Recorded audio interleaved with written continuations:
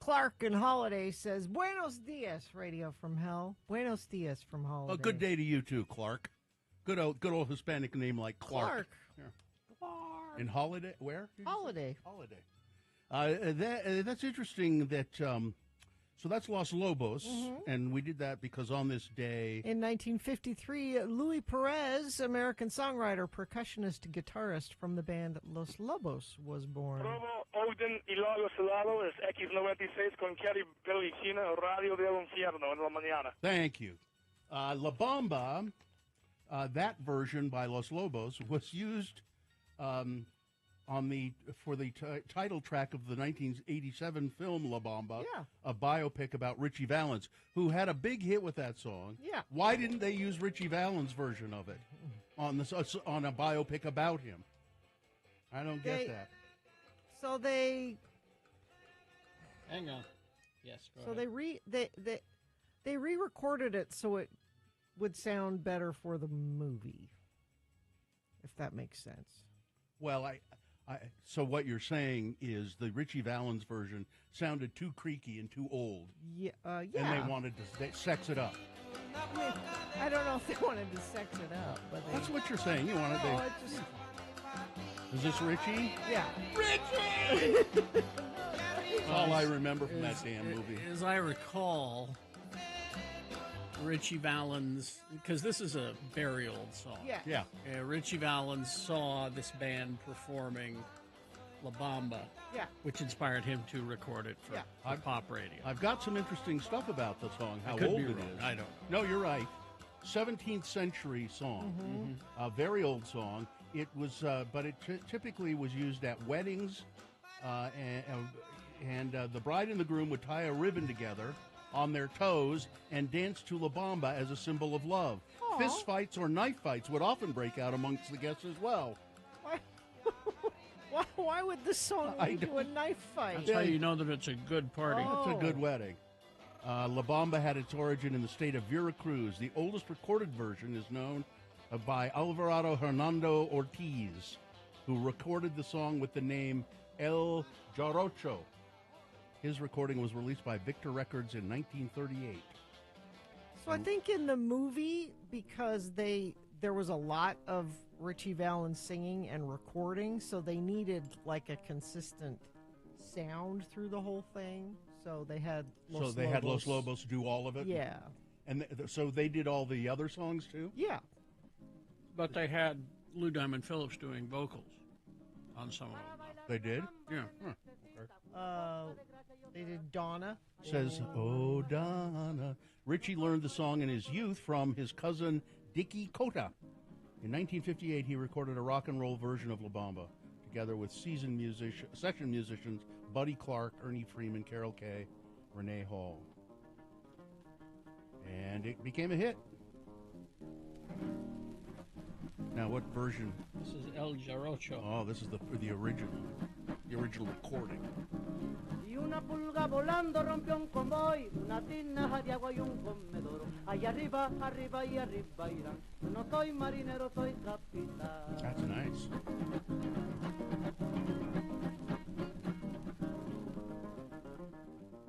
Very nice, very nice. Yeah, it was. La Bamba was the B side. Donna was the hit, the A side. Oh, Donna, I knew a He was in girl. high school. He I know. wrote this song about It's his lovely. high school girlfriend. It's lovely. I knew a girl. Donna was her name. Since she left me. I must have heard this song a million times when I was a little kid. I don't know why. Guess it was a huge hit. I'm looking at the La Bamba soundtrack. Yeah. What does that reveal? He was 17 when he died. Oh, yeah, I remember this one, too. Oh, yeah. 17. Talented kid. It was Marshall Crenshaw. He died in the infamous plane crash the day the music died. Buddy Holly. And the Big Bopper. Oh, hey, baby. Hello, baby. Will I what? Can I what? Oh, baby, you know what I like. And you listen back to Buddy Holly's stuff. Man, I mean, He was young, too. How yeah, old was he? in when his he was- 20s. Yeah, he was really. And every song. Was this a Richie Valens song? No, this is the soundtrack It's for just La from the- Bamba. oh, it's just so from the Brian Setzer, this is Brian Setzer, he played, who did he play? Who is he? He was in the movie? Yeah, but he, I can't remember. I only saw it once, and it was a long time ago. Who did the original of this? that's what I'm saying, that's who he played in the movie. He played, hold please, Hold, please. I remember the Blue Cheer version. Eddie Cochran. Oh, yeah. There's a version of it by Blue Cheer, which is this psychedelic grunge sound. This is Eddie Cochran. Mm-hmm. Yeah. I'm gonna raise a fuss, I'm gonna raise a holler. Calendar. I'm working all summer just to try to earn a dollar. Oh, Try to is find this- the Blue Cheer version of Is that. this Johnny B? I worked with Los Lobos when I lived in East LA. They were the local band that played for our boys club events. When I saw them a few years later on Johnny Carson, I was screaming for happiness from them. Oh, that's cool. This is Blue Cheer.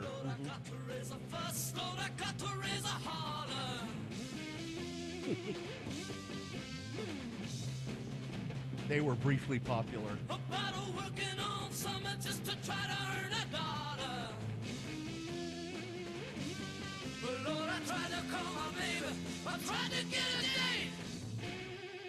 Wow. Sometimes I wonder what I'm gonna do. Lord, there ain't no cure for the summertime blues. Yeah. Nice. And? Okay. Oh, wait.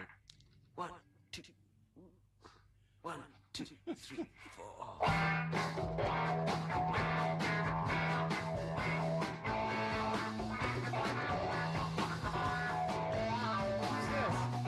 I like this. T-Rex. Ah.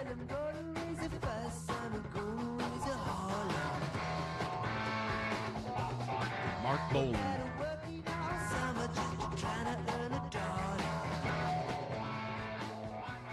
And then, of course,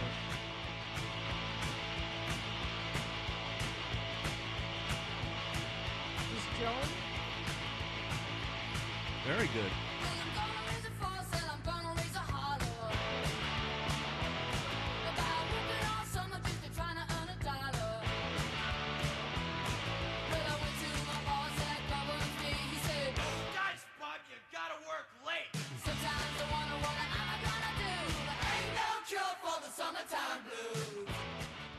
Yeah.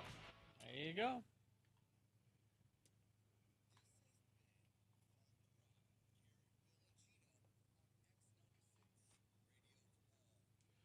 Really sort of reminiscing with farting around. Let's take a break here and reminisce on our own. And then we'll come back and you can reminisce with us. 877-602-9696 is the number to call. Check in with the Radio from Hell show. And we need your things that must go. Okay. Oh, right we now. do? All right. Yes. Okay. Email them, radiofromhell@x96.com. Yeah, so do that. Email your things that must go to radiofromhell@x96.com. And also call us, 877-602-9696. Maybe to just confirm. I sent you one just a second ago. I hope Check you your like it. email. There's a must go in there. You can also text us at 3398.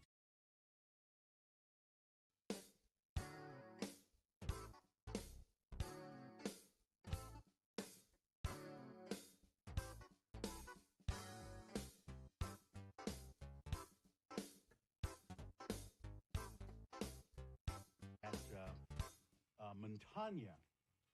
You've been there, haven't you, Carrie? Where It's is over it here at? at the Hyatt Regency, the hotel. Oh, yeah. On the 6th floor. Up on the 6th floor, Yeah. They got those globes out on the deck. That's where we dined last time we were there. I think some people were actually, there was one Out in the group globe. out in the globe in the snow, which which would have been really nice. Out in the globe.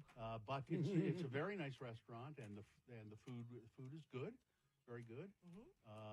Not cheap, but not horribly expensive. I mean, you know, we went there for my child's birthday, turned 20 yesterday, and had a nice time. Just three of us, my wife and my child and me. And we were, you know, eating, and I said to we went early, 5:30, you know, because that's the best time. And there was almost nobody there. As a matter of fact, the musician was just coming and setting up. And I said to the host, please, we would like a table close to a window and far away from the musician. Yes. Not that you hate music, No, but it's just that when you're trying you to can't talk, yeah. sometimes. Now he wasn't playing really loud, I don't think anyway. But we were on the opposite end of the room, a really big room. So we're finishing up our dinner, and with churros, of course. Yeah. Dipped in chocolate sauce. Yeah. And there was some kind of stuffing in the churros, some kind of, I forget what filling? it was. Yeah, filling. Anyway, everything was quite good. And some people came in, and as they walked past us, and they sat down at a table very close to us, and there were four of them. And I look over there, and I know who that is. I said to my wife, "That's Craig Worth." Wait a minute. From Channel 4. Is he on 4 still? No, or he's is he on 2? No, he's on 2. He's on 2 now. I don't think he's on But anything. I don't think he's on anything. Is he not on anything right now? No, he's dead. No. Isn't he? No. I mean, he's no. still, They've been rerunning his bits on Channel 2, and I thought he was dead. No, and he still does stuff. I think I'm pretty sure he still does things. Can you check, Gina? I didn't look. But she said no. I saw them come in, and I thought. She said, I thought when they went by, I thought that guy looks familiar, but that can't be Craig Worth. And I said, that's Craig Worth. And I said, just so she pretended to drop her napkin or something so she could turn around and look, and then she turned back around and went, Was he? Yep, that's Craig Worth. Was he worth watching? He was. He is on Channel 4. Yeah, he's on Channel 4. And I mean, he's on it. I don't think he does. Yeah, he still does stuff. I know I've seen something recently. Mm-hmm. He doesn't do a lot, but he still does occasional, worth watching things. So anyway, I said, and I've always just had a really, I don't know, I think we had him on a show once years and years ago. Long time ago, yeah. And he was very nice, and and he was great to have on. And I said, I'd kind of like to go over and just say hi, just say hi. I've always liked your work, and I don't want to bother you, but just hello and have a nice meal. And my wife said, well, you should go. He'd probably really like that. And then I started to think about it. Would he really like that? I mean, would he really like that? Or would he? And she said, well, just think about it when people come up to you when we're at a restaurant or something, and you always get really, pumped up by that. Mm-hmm. And I said, well, I don't mind it, and I like it not because it makes me feel like a big star or something. I like it because it affirms the fact that I have a job. That I have a job, and I usually say to people who say, no, thank you, you're the reason that I work. I have a job because of you, and thank you. And so that's the reason I like it. But I don't know, I decided that I wouldn't go bother.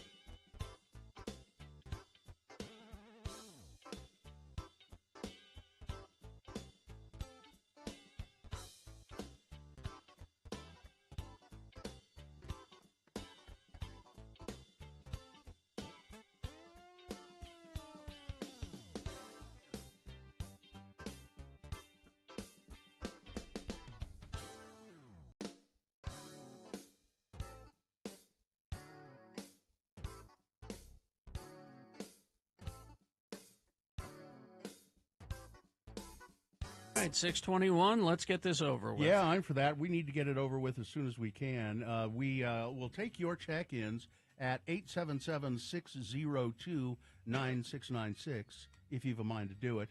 We can also take your check-ins at 33986. If you don't mind, I'd like to pour some Mill Creek coffee. Why first would of we all. mind? No, I wouldn't mind at all. Yeah, Mill Creek coffee is Before we take any phone calls, I think some Mill Creek coffee. Mill Creek coffee. You need a shot. Mill Creek coffee is always welcome on this program. Yes. Gina, do we have a sponsor to begin with here? Explore the intersections of film, art, and music at Frame by Frame, February 1st, 6 to 10 p.m. at the Blocks Art District, 223 Floral Street. Where's Floral Street? In downtown Salt Lake. Downtown. I don't know Floral Street. It's like a little alley. Frame by Frame celebrates the people, places, and stories that define Salt Lake City culture with live music, art, installations, and more. For information on this free community event, go to x96.com. The moon is essentially a new moon. It's now starting to move toward being a full moon. It's waxing toward fullness, as they say. But it's just 1% of full right now. We'll have a full moon on February 12th. The moon will rise today. Not that you'll see it because it's just nothing. At 8:08 a.m., today being Wednesday. It's the 29th day of January in the year of our Lord Jesus Christ, 2025. It's Chinese and Korean New Year today. And it's Curmudgeon's Day.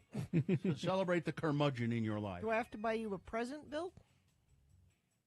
Fine, Gina. Yes, you do. You know what you have to do? You have to give me a roast. I'll give you a roast. A beef roast. I was thinking today, when you married your husband, Joe, you said to yourself, I've got to marry someone who's exactly the opposite of Bill Allred. Could not be any more different than Bill. This is true. Yes. It's National Corn Chip Day. And it's Kansas Day, the admission of Kansas State as the 34th member of the United States in 1861. And I forgot to look up, what is Kansas? Is it the Sooner State? No, that's Oklahoma. What is Kansas? I can't remember. I'll look it up. All right. This is the Radio from Hell show, starring the Lords of Morning Radio. It's Kerry Jackson right there. Hi, Kerry. Hi. I'm Bill Allred. Hi, Bill. Hello. Over there, Gina Barberi. Hi, Gina. It's the Sunflower State. The Sunflower State, Kansas. Let's see. We have Katie for short as our fine producer there behind me in the booth. We have Allison is there, I think. Mm-hmm. And the new person, is it Maya, right? Maya? Maya means water in Arabic. I acted with a woman named Maya Dillon in graduate school. She married the guy who was in the Stanley Kubrick space movie. 2001? 2001, A Space Odyssey. There were a few people. Keir Dullea. Oh. She is still married to Keir Dullea. Yeah. To David. Yeah. Dave. Yeah, that guy. He also played the Marquis de Sade in a movie. Yeah. All right, let's go to check-ins, shall we? All right, let's begin with Zane in Dallas. Hi, Zane. Good morning, everybody. How's everybody doing? Just fine, Zane. How about you? I'm fine, just fine as well. Thank you for asking. Good. What's happening in Dallas? It's a little overcast today. Going to be raining, so not much happening today. We watched the Long Kiss Goodnight last night. The Long Kiss. That's Goodnight. an old movie. Is that like a detective movie? No, that's Gina Davis. Oh. Right? And Sam Jackson. Yeah. Oh. Yep. Oh, I'm thinking of The Long Kiss Goodbye. Yeah. Did you enjoy that movie, Zane? I did. It was a good 2 hours of doing nothing. Good. Anything else, my friend? Which doctor is it? Is it human doctor or animal doctor today? It is animal doctor today. Dr. Josh Davis Dr. will be Josh here Davis. at 7:45. He is also a human. He is a human who doctors animals. Yeah. Oh, okay. Does he have things that must go?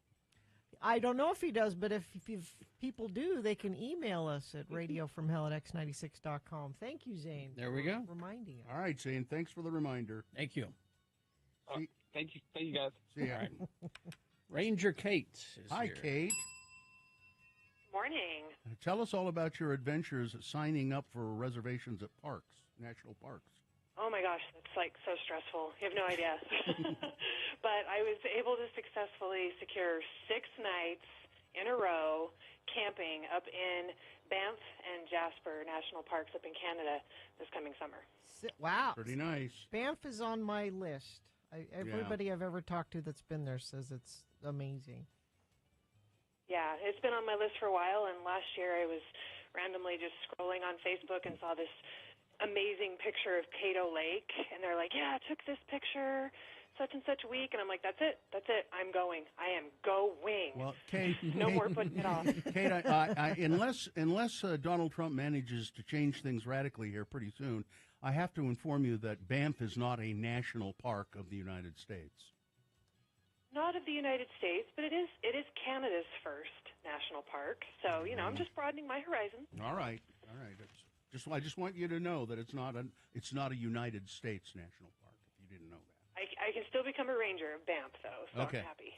All right. Anything? Now, did you make any other reservation? No. Well, I mean, I have the hotels on the way up and the way down because it's a 2-day drive to get up there. But the biggest concern was the camping reservations because I did not want to pay hotel prices in Canada. They are insanely expensive up in Banff and Jasper, those little towns. Yeah, there are a lot of kind of resort hotels up there, I think, aren't there? And even just the cheap hole in the walls are like, $300 a night. Like for holes in the wall, pieces of crap. Who do those damn Canadians think they are, trying to charge us, gouge us like that? Well, I'm glad you got your reservation. All right, Kate. Thank you. See you later. Thank you. Bye. All right. Bus driver Troy checking in. Moni checking in. Perry City listener. Quiero bailar la bamba. Gracias por la música. Nos vemos. De nada. Kira checking in. Loved the movie La Bamba when I was a kid. My husband has never watched it. Time to change that. Do it today. Meg the musician checking in. Right Wing Wade checking in. Meshach of Erda. That was some loco farting around. Mike in Nashville checking in. Mikel of Reno. Ron the Carpenter. Mike F. and Russell checking in. Well. Now, you're texting us the things that must go. You got to email us, radiofromhell@x96.com. Yes. Same with you, Chris. You got to email us, all right? Rye of Orem checking in. Cardboard Chris. Johnny B. To answer Bill's question about my entryway closet from yesterday, I decided to put a single full-length, low-height closet rod with 2 shelves above it. Okay. Thanks for your suggestion. I have another suggestion for you. It's probably too late. My grandparents' front hall closet, right by the front door to the house, and you'd walk in, and there's a closet to your left there. Also in that closet was a mail slot. So the mailman would just drop the mail into the slot, and it would fall on the floor of the closet, which I always thought that was really cool. Daniel, Dr. Neal, Mr. Pierce, Ryan in Taylorsville, Attorney Ryan, that is. Ivy in IT, Heidi, the lunch lady checking in. Happy 100 days of school, everybody. I need a lunch. Wait, are you happy when hundreds of schools, everybody?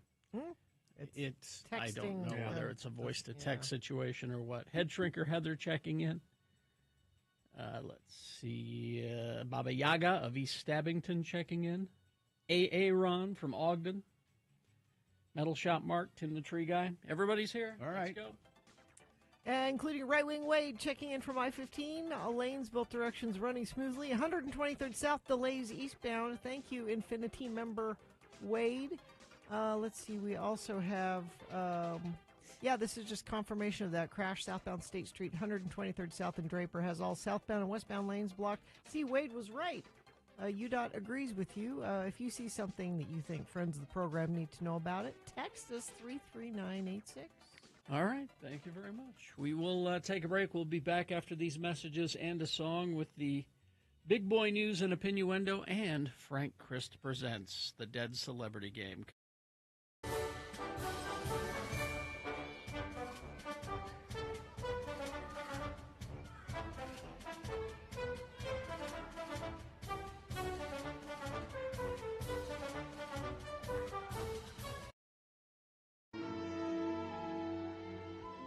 Sorry, it's not queued up. That's all right. Sorry about that. Well, now, this is not a letter from Kyle.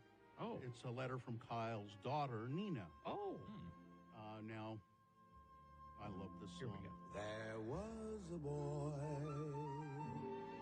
a very strange enchanted boy. That's Kyle Brown. Kyle, a longtime friend of the program. As a matter of fact, I believe his last letter sort of recounted his history. He started being on the radio with us when he was just like a high school kid and was with us for a long, long time. We found out that Kyle has ALS, Lou Gehrig's disease, and that's fatal. And he's getting worse, and he can't really talk very much, so he's been sending us letters about what's going on with him. But I opened it up today, and it says it was a letter from Kyle's daughter, Nina. Ever since I met Kyle, life got interesting and full of laughs. Like the first time we met, he blew out a tire because he took a corner too fast in a BMW 3 Series on a freeway entrance when I was just 6 years old. I believe. So I think Kyle's a father to Nina by marriage. Mm-hmm. He also loved to randomly bring animals to my mom's house, which is now why we have 3 cats. One of those animals also included a 3-month-old greyhound dog. Oh, yeah, he did like the greyhounds. He did. Kyle. He called my mom 30 minutes before bringing it home saying, "Hey, a tornado's about to show up at your house." His reasoning was so that my brother and I wouldn't be so lonely since we had just moved. My personal favorite animal rescue story, though, of Kyle's is after a bike race, he went to a Taco Bell in Payson, and he saw someone selling 2 Italian greyhounds and offered them $10 for both of the dogs. And then, of course, he brought them to a good home, ours. My favorite memories, though, were when we went on family trips. We would always go to St. George to bike and hike, and he would stop and catch lizards throughout the whole trip. Last summer, we went camping in the Tetons, and there was a platform where we had our tent set up on. And my siblings and I were walking underneath the platform one night, and all of a sudden, we could hear Kyle laughing above us. Come to find out, he was laughing because he had been peeing exactly in the spot where we were now walking. On our family trips, we have stayed at some really interesting places. We were going to Bear Lake, and there were no houses to stay at. But Kyle found a place. The people who owned the house told us to bring our own water because the water of the house had sulfur in it. Well, Kyle wanted us to go exploring the property, so we all went out, and there was an unattached garage from this house, and so we thought we were going to get murdered, but in that garage we found an LDS Prophet pumpkin carving kit. What? I guess you could. That's a thing? I guess. Would you look that up, Nick? Yeah. An LDS Prophet pumpkin carving kit. Oh, I need one. And a blank envelope with $10 in it. Kyle ended up taking the pumpkin carving kit home and used it the following Halloween. Kyle is the reason that I have had a lot of firsts that I will never forget. Kyle has taught me how to be a hard worker and to never, ever, ever give up. He lights up every room, and he has impacted so many people's lives. He's the best pretend dad ever, and I wouldn't want anyone else but Kyle to play that part in my life. And that's from Nina.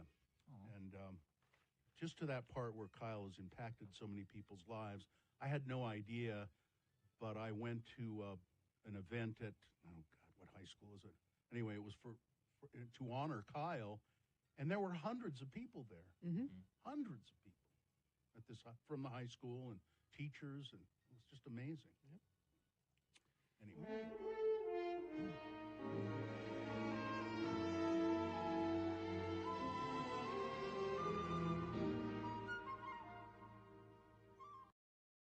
A couple of things. I went to the to see Dr. Cobble yesterday. Yes. And he said, let me take a little blood and see. I want to check a couple of things. Okay. So we'll do a blood draw. And I said, okay. And so his Blood. So you do have some. there's the there. Oh. Huh? Ah. So his nurse, Allison, came in, and I like Allison. We're chatting, and and she sticks the needle in my right arm, the vein. Looks for the vein, finds it, all of that, sticks it in there, and we're chatting away. And she stops talking, and she said, I'm in that vein. I can see it. I'm in there. And I said, what? She said, have you have you like hydrated today? Are you drinking water at all? Or Whoa. And I said, well, I don't.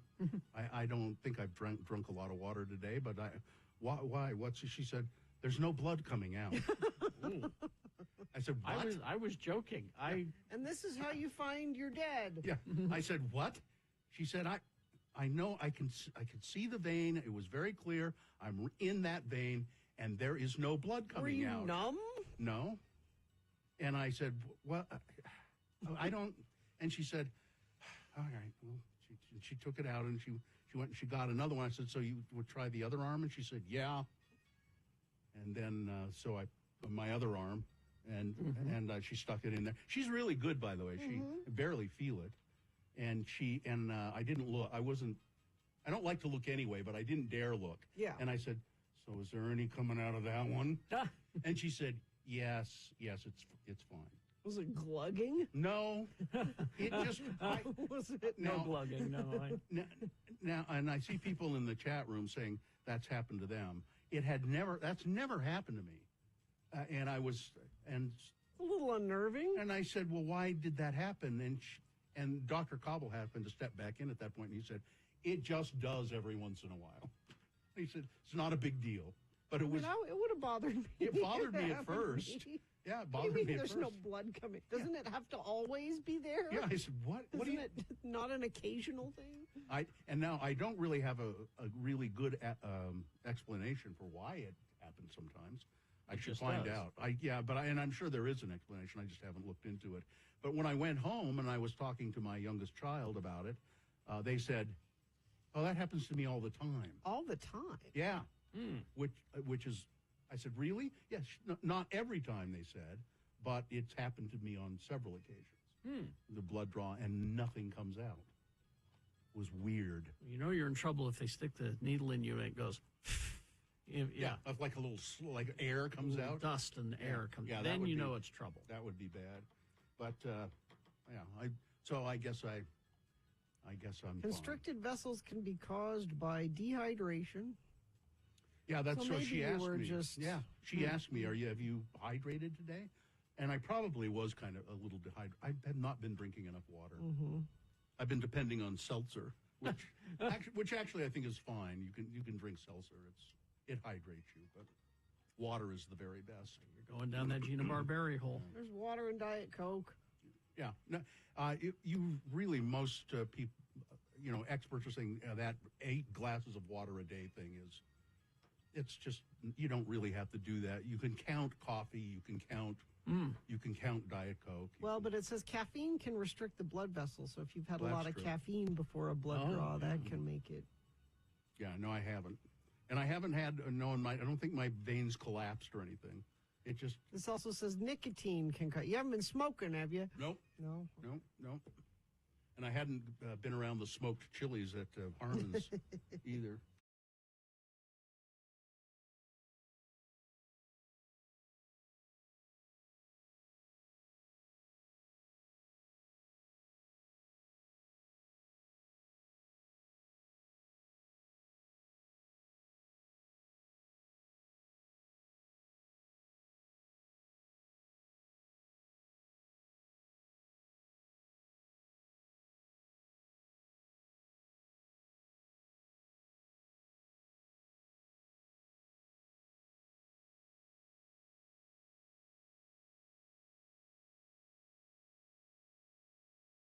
And on this day? No, it's if you know, you know. Oh, Yeah. I know. Breakaway. Let's see. That one not as obscure as some of our other if you know, you knows because it was in a Bill and Ted movie. So a lot of people actually know that one. But there you go. 6:41, Big Boy News and Opinioendo now. But right after that, it's Frank Christ presents They're Fine, They're Just Fine, the Dead Celebrity Game. I'm going to give you a list of 4 celebrity names. 3 of those celebrities are just fine. One of them dead. Pick the dead one correctly. You'll win what? Tickets to see Shinedown with special guests Bush and Morgan Wade August 11th at the Maverick Center. Shinedown and Bush tickets at 877-602-9696. All you got to tell us of the 4 celebrities, which one is dead. Easy to play, easy to win. 877-602-9696. We will play right after this Big Boy News and Opinioendo, brought to you by. This season, celebrate the vibrant, creative community of downtown Salt Lake at Gallivan Center. Experience the magic of Glow, featuring dozens of magical illuminated sculptures. Ice skate with a date or the whole family on the Gallivan rink. Plan your visit at theblocksslc.com. Thank you. Well, this story, there is a Utah legislator who is really upset about the name of the Mormon cricket. It's just an insect, but that name just really irks him. So he's introducing a bill to change the name of the Mormon cricket. Introduced by Representative Doug Owens, a Mill Creek Democrat, House Bill 348 would require the Utah Department of Agriculture and Food to petition the Entomological Society of America to assign the Anabrus simplex a new common name, one that is more respectful than Mormon cricket. Now, I have a suggestion.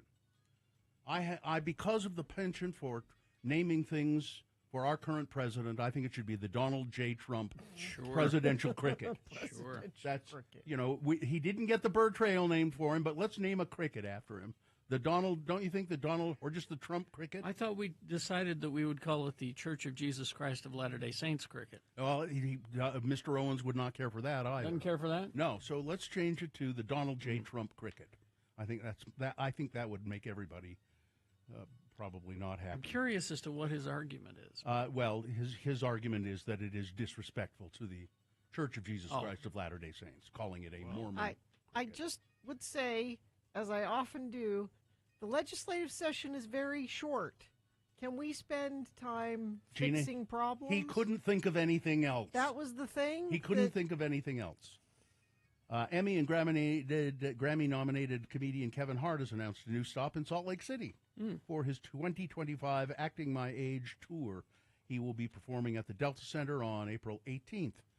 There will be tickets for the new tour dates available starting today. Ticket sales for the general that's pre-sale. The general public go on sale Friday. So if you want to see Kevin Hart, that's how you do it. Let's see. Police have arrested a suspect, 16-year-old boy, for investigation of arson related to that weekend fire that destroyed a structure in Ogden.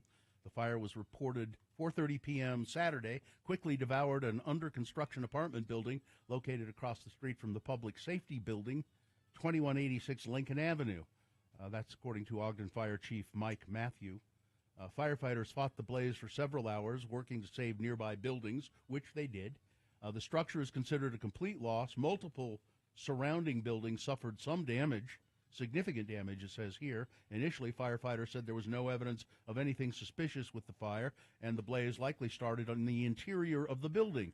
But in a press conference Tuesday, Ogden Police Chief Jacob Subi announced evidence shows that there was that the fire was intentionally set. A 16-year-old boy from Roy was taken into custody for investigation of arson, causing a catastrophe and felony mischief. Police say the teen is not a resident of Ogden, because it just said right there he was from Roy. But he does go to school in Ogden. His identity has not been released, and it doesn't say how they came to a determination that A, it was human-caused, and B, my guess is somebody ratted him out. Yeah, probably. He said something to somebody about, that fire, I did that, and he got ratted out. Or he, TikToked it or something. A federal judge on Tuesday temporarily blocked a push from President Trump to pause federal funding while his administration conducts an across-the-board ideological review to uproot progressive initiatives. The Trump administration's plan plunged the U.S. government into panic and confusion and set the stage for a constitutional clash over control of taxpayer money. Now, the order from U.S. District Judge Lauren J. Alkin came minutes before the funding freeze was scheduled to go into effect. They wanted to freeze every single federal grant and loan program. Administration officials said the decision to halt loans and grants, a financial lifeline for local governments, schools, and nonprofit organizations around the country, was necessary to ensure that spending complies with Trump's recent blitz of executive orders. He wants to increase fossil fuel production, remove protections for transgender people, end diversity, equity, and inclusion efforts. But a vaguely worded memo issued by the Office of Management and Budget, combined with incomplete answers from the White House throughout the day, left lawmakers, public officials, and average Americans struggling to figure out just what the hell was going on, what programs would be affected. Even temporary interruptions could cause layoffs or delays in public services. It could cause, like, the Meals on Wheels program, which is vital to people. It would essentially have to stop. And there's police funding in there as well. All kinds of health issues. And veterans. And they were just talking about cutting all of that off for a month or so. Not a good idea. Well, here's the thing: is that the president doesn't only get to spend money on things that align with his agenda. He's required by the Constitution to spend the money that Congress has appropriated on the things that it's appropriated. Remember, Dawn, you are the president of all the people. Yeah. Dawn. Again, this is out of Project 2025. And we tried to warn you. So, Salt Lake City officials have narrowed down a plan for the future of Smith's Ballpark.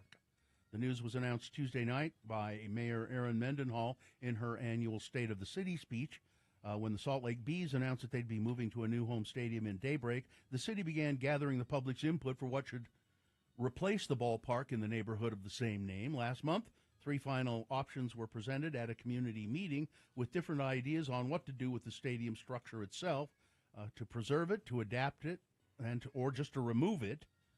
But they're not going to remove it. Good. The adaptive reuse option seemed to be the most popular, and in Mendenhall's speech, she announced that that's the one the city will pursue. She said this plan will simultaneously create something new while honoring our history. The west wing of the ballpark structure will be repurposed to house an entertainment venue, creative space, and retail. The field will remain open space, mixed-use urban space, and safe community park. Outside the walls will be a festival street to be used for music and markets and green spaces, hosting everything from quiet mornings to neighborhood celebrations. Sounds like the perfect place to have a Renaissance fair, doesn't it? Hey, Lucky 13 is right there next to it, so, swing in and get a burger and a beer. An ongoing tuberculosis outbreak in the Kansas City area is now the largest documented outbreak in U.S. history, health officials in Kansas said on Monday. The Kansas Department of Health and Environment said that it should be noted that the Centers for Disease Control and Prevention first began monitoring and reporting TB cases back in 1950. Currently, there are 67 people being treated for TB on the Kansas side of the Kansas City area, 60 in Wyandotte County, and 7 others in Johnson County. There are also 79 confirmed latent TB cases, 77 in Wyandotte and 2 in Johnson. This marks the largest outbreak of tuberculosis since 1950. The outbreak is still ongoing, which means that there could be more cases, said Jill Brana, communications director for KDHE. Health officials have been monitoring the outbreak for several years, and it has been growing. TB is an infectious disease that most often affects the lungs and is caused by a type of bacteria. It spreads through the air when infected people cough, speak, or sing. I thought I heard somewhere that it's not tremendously contagious, but it is contagious. Like, if you just pass somebody in a hallway, you're not going to get it. But if you're at a concert if you live with them or you're in a classroom with exposed to them for an extended period of time. That's still scary. In a letter she read aloud on social media, Caroline Kennedy urged senators to reject her cousin, Robert F. Kennedy Jr., as President Trump's nomination to lead the Department of Health and Human Services. She calls him a predator. I've known Bobby my whole life. It's no surprise that he keeps birds of prey as pets, because Bobby himself is a predator. Of course, Caroline is the daughter of former President John F. Kennedy. She said in her letter that she felt an obligation to speak out about how her cousin had refrained until now because she was serving as U.S. ambassador to Australia under the Biden administration. Oh, I see. In her letter, she recounted a disturbing memory, claiming that Bobby would, quote, show off putting baby chickens and mice in a blender to feed his hawks while hosting peers in his basement, garage, or dorm room to do drugs. It was often It was often a perverse scene of despair and violence, Caroline said. Yeah. This is the guy who cut the whale's head off with a chainsaw. That was All a right? long time ago, and people can change, she said. Now, Bobby did admirably overcome drug addiction in his life with a lot of help, but she said he built his platform on anti-vaccine misinformation while vaccinating his own kids. Yep. And his ethics report that stated he would keep his financial state in some pharmaceutical litigation if confirmed as Health and Human Services Secretary raises even more concerns about his motives, she said. Yep. The doomsday clock. It's set to 89 seconds to midnight now. As scientists and security experts say, humanity is close to facing a global catastrophe with no advancement on nuclear risks or climate change. Scientists and global leaders revealed Tuesday the doomsday clock has been reset to the closest that humanity has ever come to self-annihilation. Great.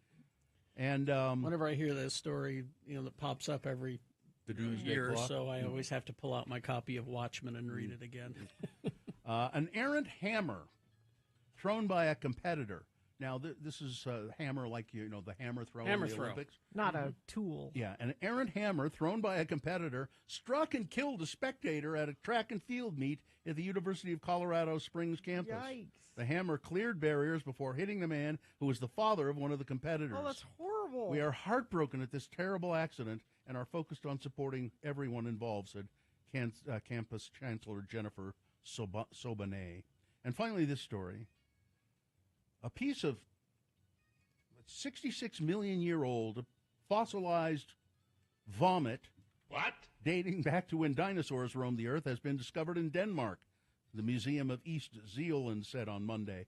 The find was made by a local amateur fossil hunter on the Cliffs of Stevens, a UNESCO licensed site south of Copenhagen. While out on a walk, Peter Benicki found some unusual fragments, which turned out to be pieces of sea lily in a piece of chalk. He then took the fragments to a museum for examination, which dated the vomit to be that at the end of the Cretaceous era, some 66 million years ago. Wow. Vomit is made up of at least two different species of sea lily, which were likely eaten by a fish that threw up the parts of it that it could not digest. Fossilized vomit. I mean, that's amazing because that's acid. You would think it would deteriorate immediately. Don't know. All right, Sports weather traffic. Okay, Jazz, you don't have to tank every game. Yes, we do. I mean, you can We're on a mission. We have to win. We have to lose completely so that we get first pick in the draft. 114 to 103 against Golden State. I guess they'll tank it tomorrow against the Timberwolves at 7. Utah Hockey Club is home tonight to the Pittsburgh Penguins. That's at 7:30. Utah men's basketball won last night 69-66 over Cincinnati. BYU also won last night over the Baylor Bears. I'm going to tell you more about that game coming up in my next sportscast. The Utah State Aggies play UNLV tonight at 8 o'clock. Weather, yes, we have the haze back. Inversion is back. Try not to drive 36 for a high today. Traffic, we've got a crash. I-15 northbound 12th Street in Ogden closed at the exit ramp. Use 24th Street as your alternate. Crash southbound State Street, 123rd South and Draper has all southbound and westbound lanes affected. That's your traffic. Frank Christ. Good morning, Mr. Christ. Oh, hello, everyone. Frank Christ, the Grim Reaper. The Grim Reaper of the souls of precious, precious celebrities. Oh, I'm sorry. I know. It's just so sad for you to have to do it. Have you ever asked to be reassigned? Are you kidding? Oh, you put in that paperwork and you're asking for it. Oh, I know. I mean, I have an existence as it is just because of the curse, but boy, if I were to ask to be moved or transferred, I'd be transferred into oblivion. Oh, okay. I just wondered how that worked. Because you don't like reaping the souls of celebrities. I love our precious celebrities. That you love them because everything they say and do is right. It's right. We all want to be just like I know I do. Do we have a contestant? Yes. Jake is here. Jake, good morning. Hi, good morning. How are you, Jake? I'm fine. I'm just fine. That's good to hear, Jake. Now, Jake, if you can identify the dead celebrity in this game we call Frank Chris Presents... They're fine. They're just fine. We will give you a prize, which is what, Gina? Tickets to see Shinedown with special guests Bush and Morgan Wade August 11th at the Maverick Center. All right. You ready to go, Jake? I'm ready. Okay. Now, Frank has given me a list of 4 actors. Because it's Kansas Day, these are all actors who were born in Kansas. One of these actors is dead. You identify the dead one, and you'll get those Bush tickets. Here we go. Number 1, Dee Wallace. That's known as the mom in E.T., the extraterrestrial. She was in lots of horror films: The Hills Have Eyes, The Howling, Cujo, Critters, The Frighteners, Halloween, House of the Devil, The Lords of Salem. She also guested on a lot of TV shows: Twilight Zone, Touched by an Angel, Bones, My Name is Earl, Criminal Minds. She was born in Kansas City, Kansas. Number 1, Dee Wallace. Number 2 is Barbara Babcock. She won an Emmy for Outstanding Actress on Hill Street Blues. She made several appearances on Star Trek, the original series, Mannix, Murder, She Wrote. She appeared on other TV shows, including The Many Loves of Dobie Gillis, The Munsters, The Lucy Show, Judd for the Defense, and Mission Impossible. Barbara Babcock, she was born in Fort Riley, Kansas. Number 3 is Billy Drago, frequently cast as a villain. He was in Clint Eastwood's Western Pale Rider, Brian De Palma's The Untouchables. He also had recurring roles on the TV series The Adventures of Briscoe County and Charmed. Drago was also featured in Michael Jackson's music video, You Rock My World. He was born in Hugoton, Kansas. Number 3, Billy Drago. You'd recognize him if you saw him. And number 4, Lois Smith made her film debut in the 1955 drama East of Eden. Later played supporting roles in a lot of movies: 5 Easy Pieces, Resurrection, Fatal Attraction, Fried Green Tomatoes, How to Make an American Quilt, Twister, Minority Report, and The French Dispatch. She was born in Topeka, Kansas. Number 4 is Lois Smith. Which one of those actors is dead, Jake? I'm going to say number 2. No, I'm sorry. Fine, No. just fine. Barbara Babcock, she's 87. She's retired, but she is fine. I'll give you another chance, though, Jake. Listen very carefully and see if you can figure out which one of these actors is dead on your second try. Is it Dee Wallace, Billy Drago, or Lois Smith? Billy Drago. It's Billy Drago. He died in 2019 at the age of 73. And again, if you saw him, if you don't recognize the name, you would recognize the face. Very distinctive looking. Congratulations, Jake. You're going to go see Bush. Heck yeah, thank you. Heck yeah! Heck yeah! Hang on the line. Heck yeah! Hang on. All right, well, I've got to go check on Tom Selleck. Oh, okay. Shake him like really hard. to check Really it. hard? Yeah, I hope. 80. Is Jilly Mack okay? Isn't that his wife's Yes, name? I don't that's his know. wife. Jilly Mack. Yes. I'm just going to, whatever you do, if Tom ever stops talking to you about reverse mortgages, just ignore him. Okay, Just ignore all right. him completely. All Goodbye, right. everybody. Goodbye. Goodbye, Frank. Friend of the program says intersection at 123rd South blocked for westbound traffic, so you can't get to I-15. Also, southbound traffic at State Street blocked. Thank you for sending that in. Another friend of the program says broken down vehicle blocking 2 lanes at I-15 prior to 146 South. Crash I-15 northbound at the top of the on-ramp 33rd South in South Salt Lake. Vehicles are causing some slowdown through that area. And a crash I-15 northbound 12th Street in Ogden. Close the exit ramp. Use 24th Street as your alternate. Business owners, do you have $15,000 or more on employment taxes and don't know what to do? McClure and Stewart, your local trusted tax attorneys. Go to McClureandStewart.com today. KXRK Provo going to take a break after these messages. It's your list of things that must go.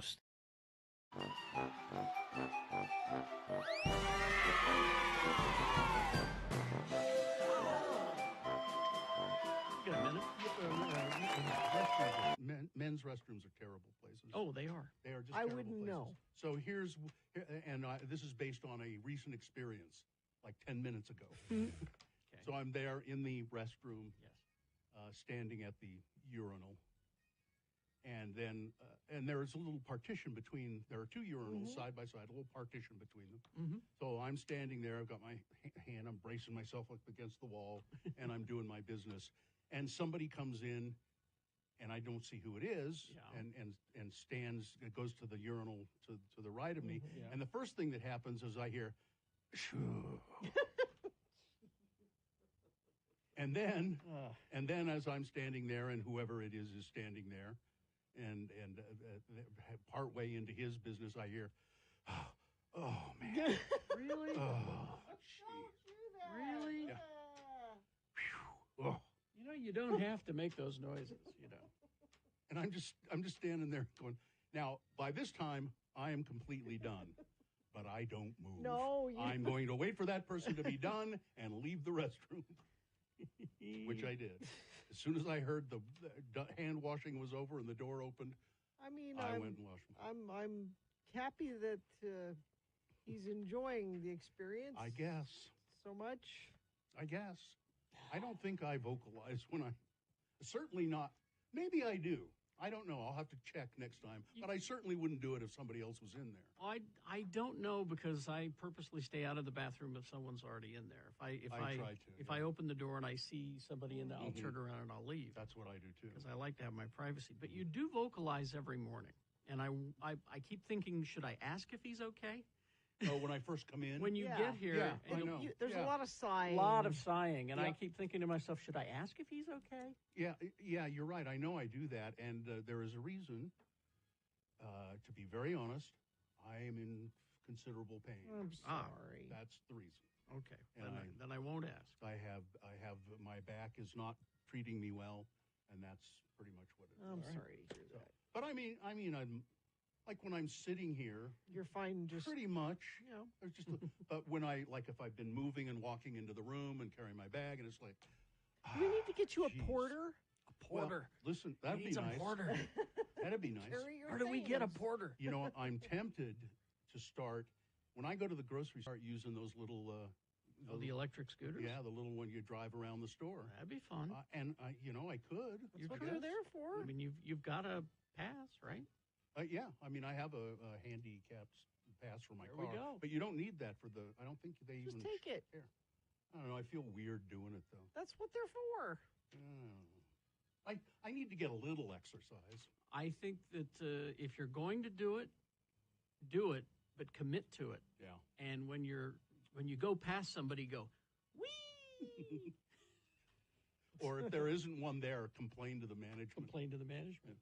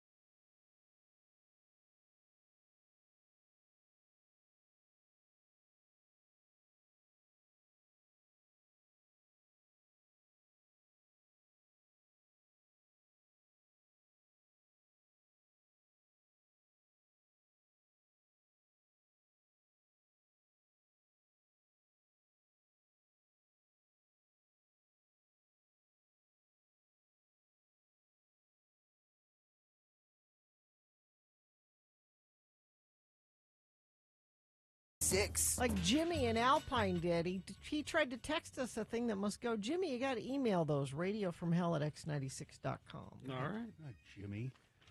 Okay, things that must go. Is it brought to you by anybody?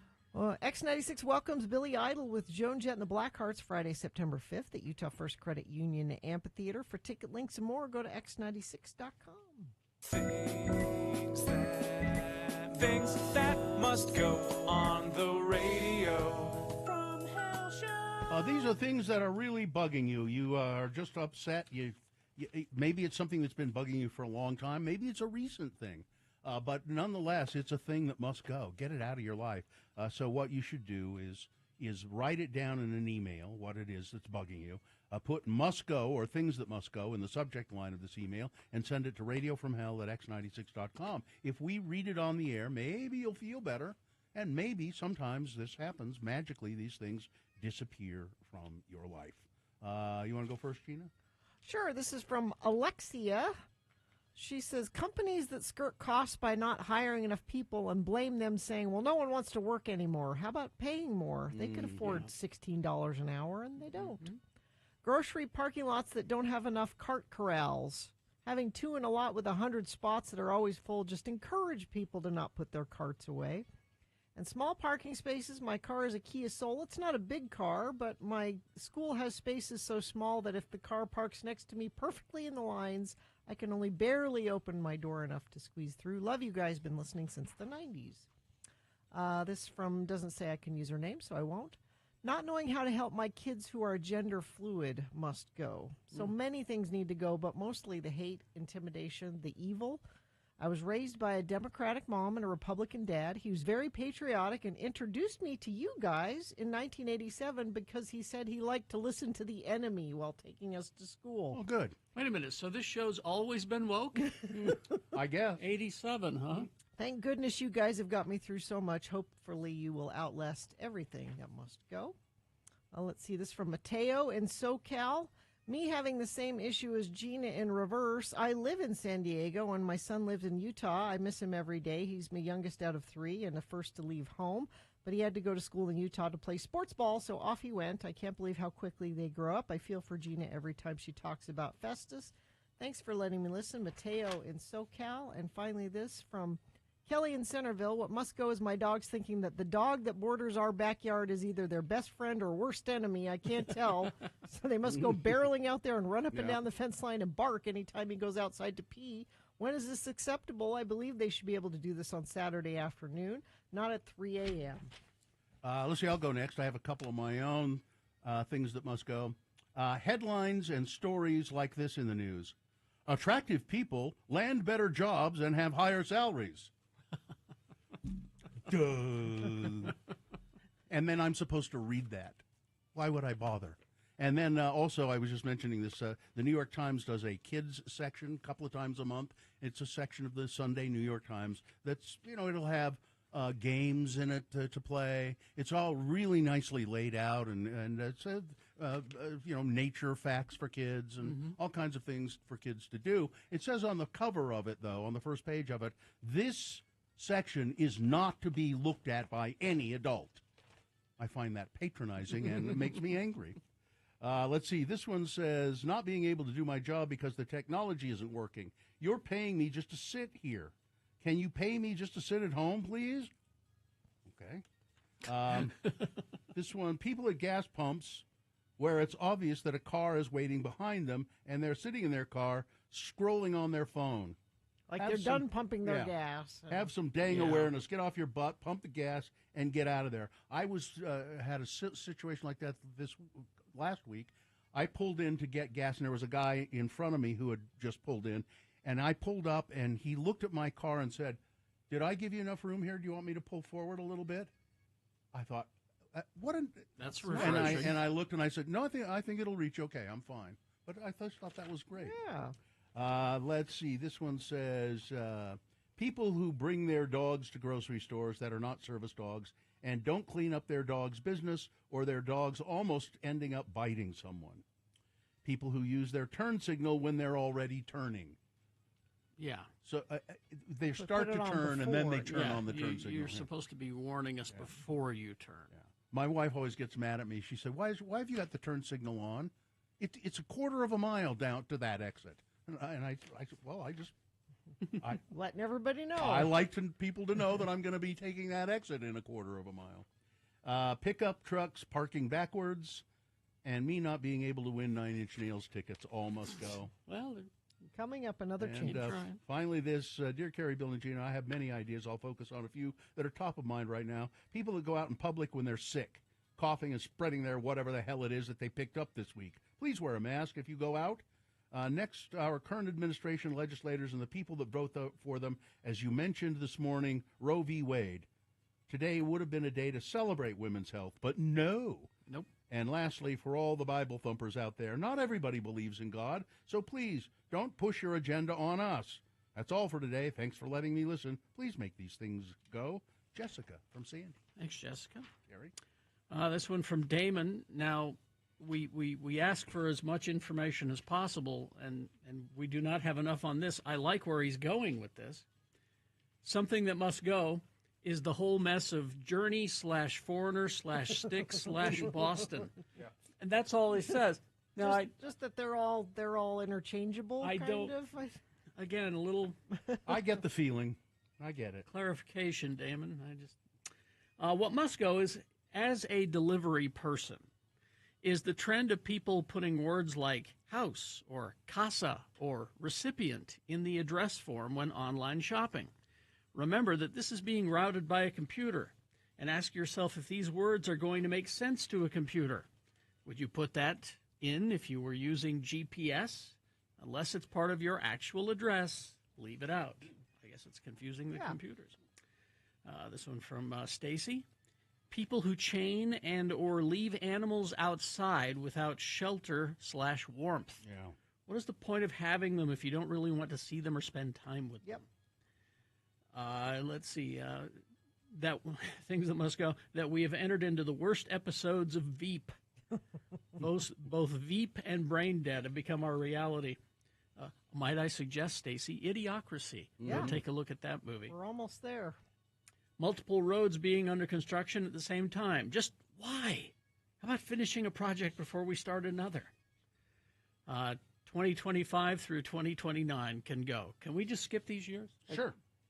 A long nap. That would be great. Now, here's one from Melissa that I don't get. Feel free to use my name. The term POW for snow. Like powder. Powder. Is that what they mean? Oh, it's some fresh pow. Some fresh pow, man. Oh, God. Yeah. God, I agree with you, Melissa. That's terrible. All right.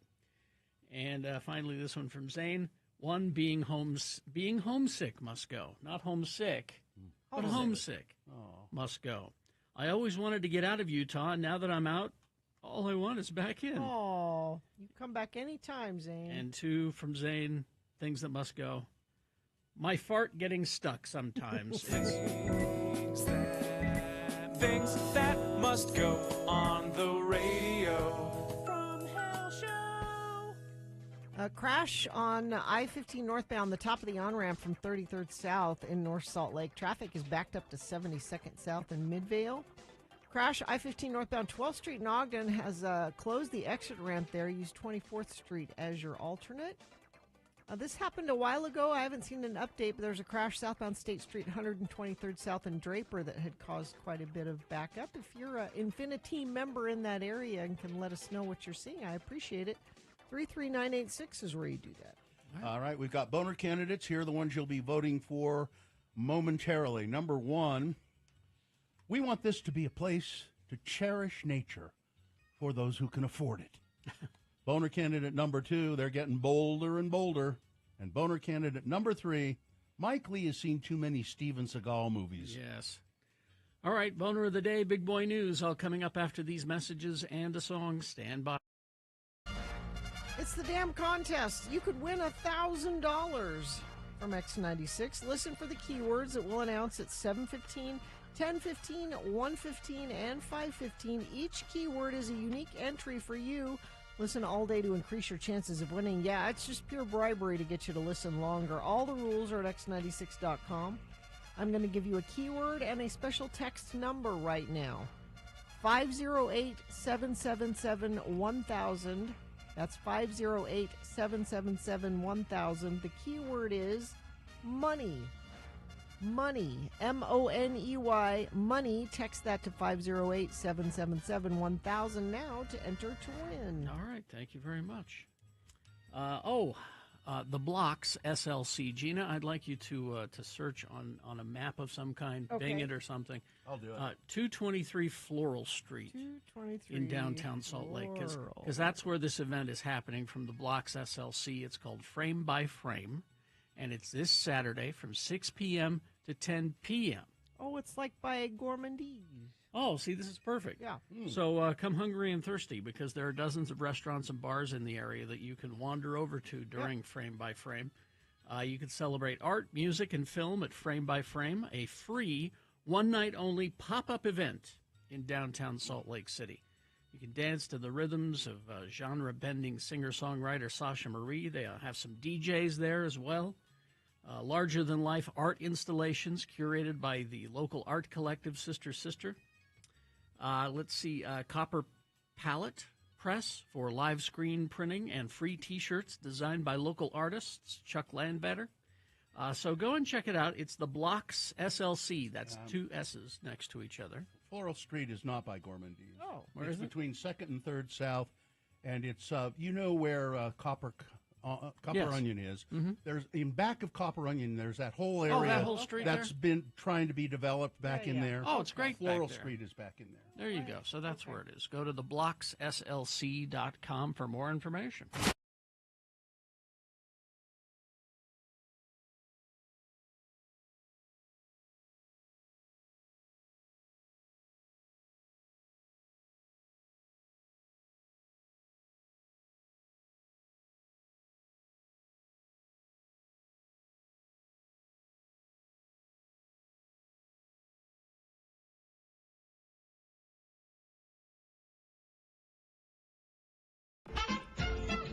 Well, it's certainly a mad world when we're doing another episode of Beat Gina. I'm Johnny O.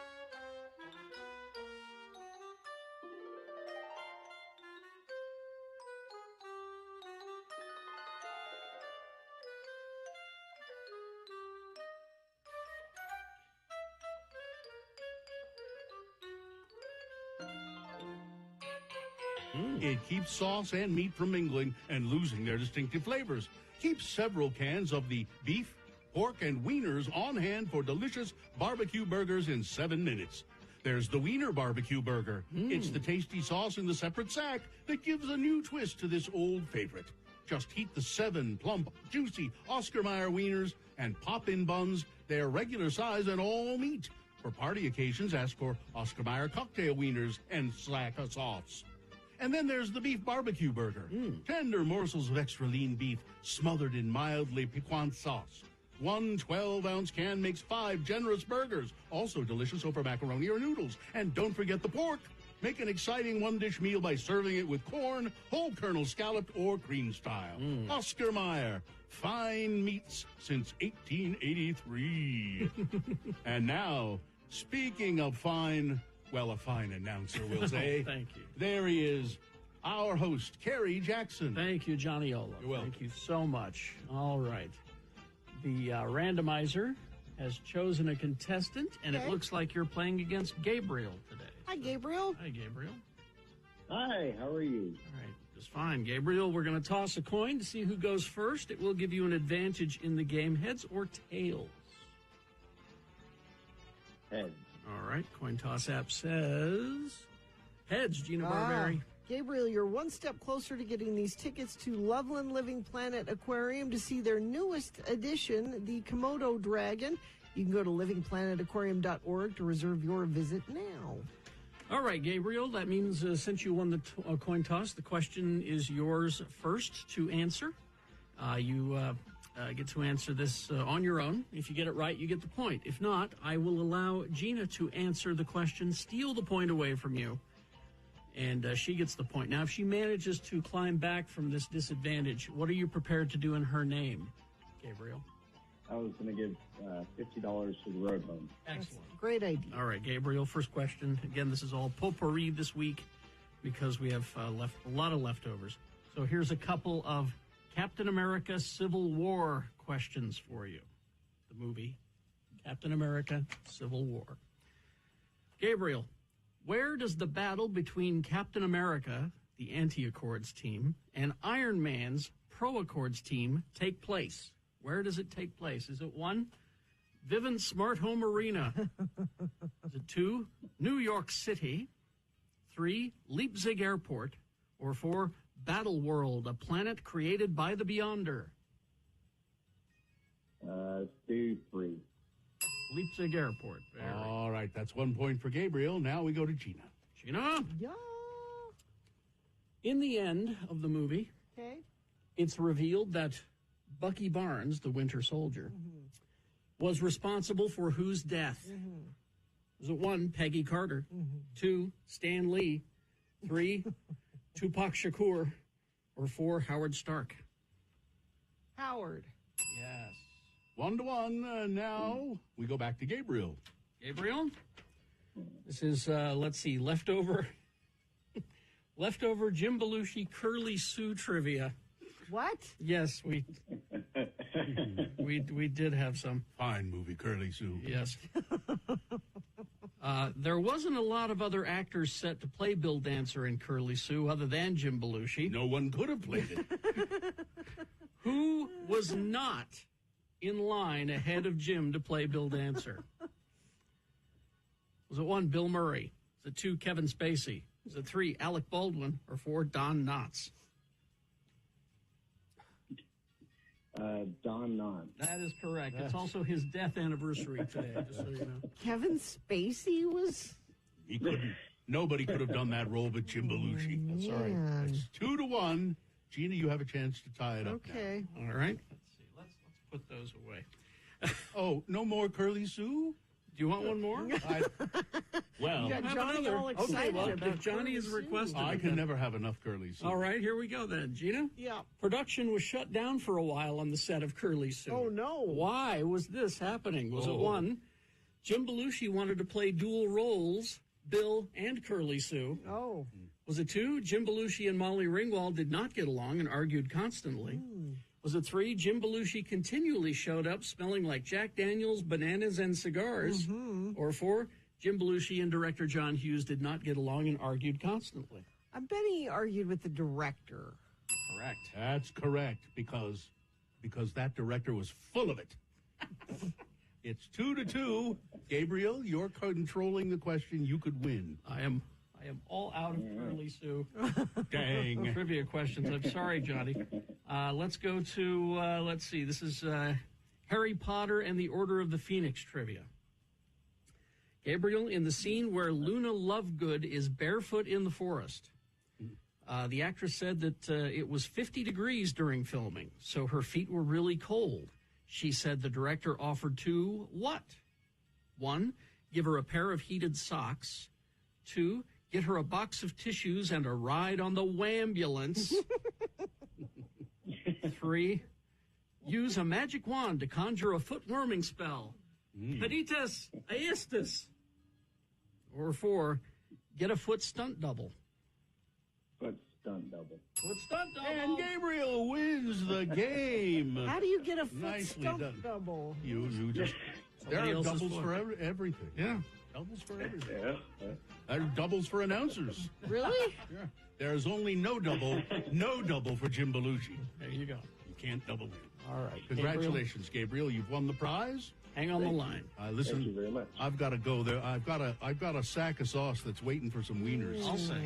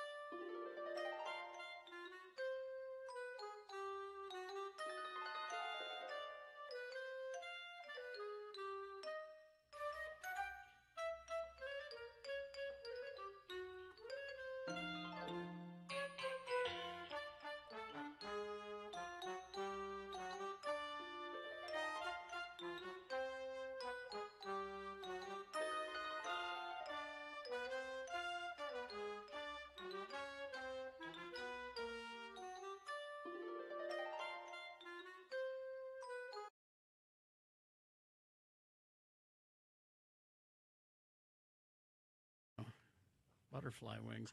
7:28, time for Boner of the Day. 3 news stories. These will be examples of bad, stupid, or funny human behavior.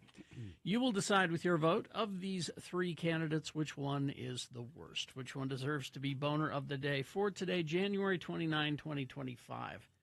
We'll give you 2 candidates now, a third after the news. Once you've heard all 3, then you will vote.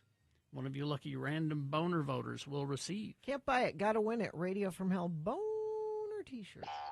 All right, Boner candidate number 1. We want this to be a place to cherish nature for those who can afford it. Yeah. A plan to build a massive resort in a gorgeous mountain valley has left the rural community divided. After already sparking fury for trying to rename a Wyoming city, Chicago Cubs owner Joe Ricketts has attracted fresh hate with his new ambitious proposal. Billionaire Ricketts wants to build a massive resort in the middle of a small rural community. What's there now is called the Granite Ranch Safari Club.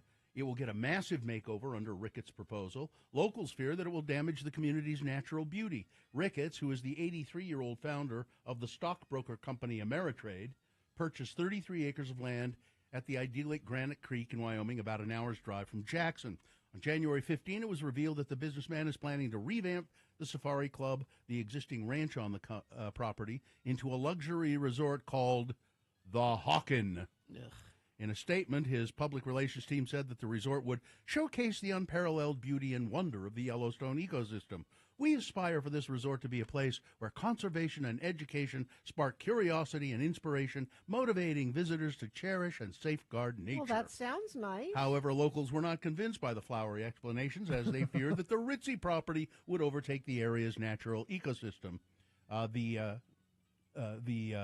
of the plans, they would demolish the existing lodge, which is this kind of old, rickety, old-fashioned place, build a new prestige building with a gourmet restaurant, a stylish bar, and a cozy space for guests to mingle. The planned facility is so massive that Mr. Ricketts has to get a special use permit approved by the Teton County Planning and Building Department. One commissioner fears that the new resort will have a massive effect on Granite Creek, as Wyoming's revenue relies on land conservation. By the way, he's also not liked because he proposed changing the name of a Wyoming town where he owns some property. Mm-hmm. The nearby town is Bondurant, Wyoming, and he wanted to change it to Little Jackson Hole. What? That's stupid. Little hole. Little Okay. Jackson Hole. Yeah.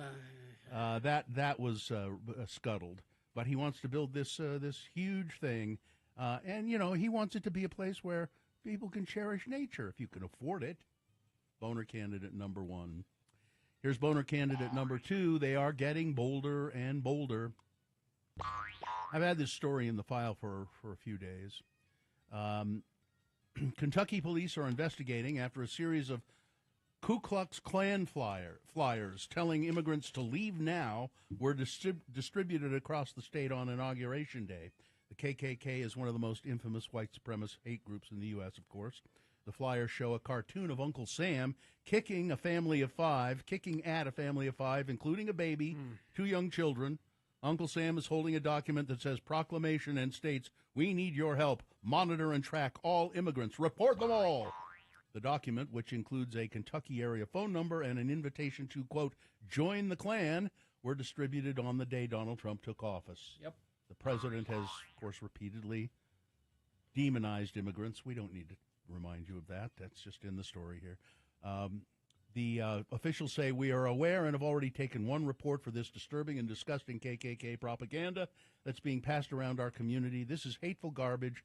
It's been turning up in other cities as well, said the police department in Ludlow, Kentucky, on Facebook. We do not support or condone this behavior. If you see this or somebody gives you some of this, do not hesitate to file a police report. But it's true, Boner candidate number 2, they're getting bolder and bolder. Yep. Coming up in a moment, Boner candidate number 3, Mike Lee has seen too many Steven Seagal movies. He's a nut. All right, Boner candidate number 3 coming up after this. Big Boy News and Opinioendo brought to you by This season, celebrate the vibrant creative community of downtown Salt Lake at Gallivan Center. Experience the magic of Glow, featuring dozens of magical illuminated sculptures, or ice skate with a date or the whole family on the Gallivan rink. Plan your visit at theblocksslce.com. Well, I wish Post Malone would come by the Pizza Hut where I work. You don't work at a Pizza Hut. Well, I should get a job at one, so maybe he'll come by and give me a big tip. He gave a guy at a Pizza Hut in Cottonwood Heights, just how much His was it? neighborhood Pizza Hut. It's $1,200 tip. I didn't think it was him at first. When I opened the door, it said shift manager Colby Aguila. This was the restaurant wasn't open yet. The Pizza Hut wasn't open yet. It was a Saturday morning. Said about 30 minutes before opening, but somebody was at the door, and I said, "Oh my God, it's Post Malone." He said, "Are you guys open?" And I said, "Well, we're open for you, man." I mean, I was starstruck. I honestly couldn't believe it, to be honest. Anything for you, Posty. Once inside, Posty didn't hold back. He ordered 3 medium cheese pizzas, an extra large cheese pizza, 24 boneless wings, and a large cheesesteak. While other stars and their entourages may fancy the hoity-toity pizza joints that feature high-end pies, Post Malone, he wants Pizza Hut. Nobody pizzas like the Hut. That's what I've heard. Aguilar says he loves Pizza Hut. While waiting for his order, Posty, who has made Utah his home for several years now, talked with employees, took pictures, impressed fans during the visit. He was honestly just very genuine, very nice. We had a good conversation. He was asking me things about life. Once the pizzas and wings were boxed up, ready to go, he gave me a $1,200 tip. He's just a nice guy. I looked at it and I was like, I can't take that. But he said he gave his coworker $400 of the massive tip. Oh, that's he's cool, man. And Gina, just for you, okay. They've announced the first act for this year's Red Butte Outdoor Concert Series, and I know you'd be hoping that it was Trombone Shorty. No, it's not Trombone Shorty. Oh man, no, but you'll be happy to know that it's Trampled by Turtles. Trampled by Turtles. Okay. Will be the first opening at. But they haven't released the full calendar. No. There's still, I can hold out hope for Trombone Shorty. Oh, you don't have to hope. You know he'll be there. The strategy of flooding the zone has existed since at least 2018, when former Trump administration strategist Steve Bannon boasted of the ability to overwhelm Democrats and any other media representatives or opposition through a determined effort to flood the zone with initiatives. This time the flood is bigger, wider, and more brutally efficient. As Trump begins his second term, he has enacted his agenda at breakneck speed as part of an intentional plan to knock his opponents off balance and dilute their response. And it's working. Yes. Firing inspectors general, a sweeping clemency for January 6 defendants, investigations of perceived enemies, a federal hiring freeze, moving to end birthright citizenship, an immigration crackdown, terminating diversity, equity, and inclusion programs, and revoking security clearances. Oh, he just removed Mark Milley's security detail.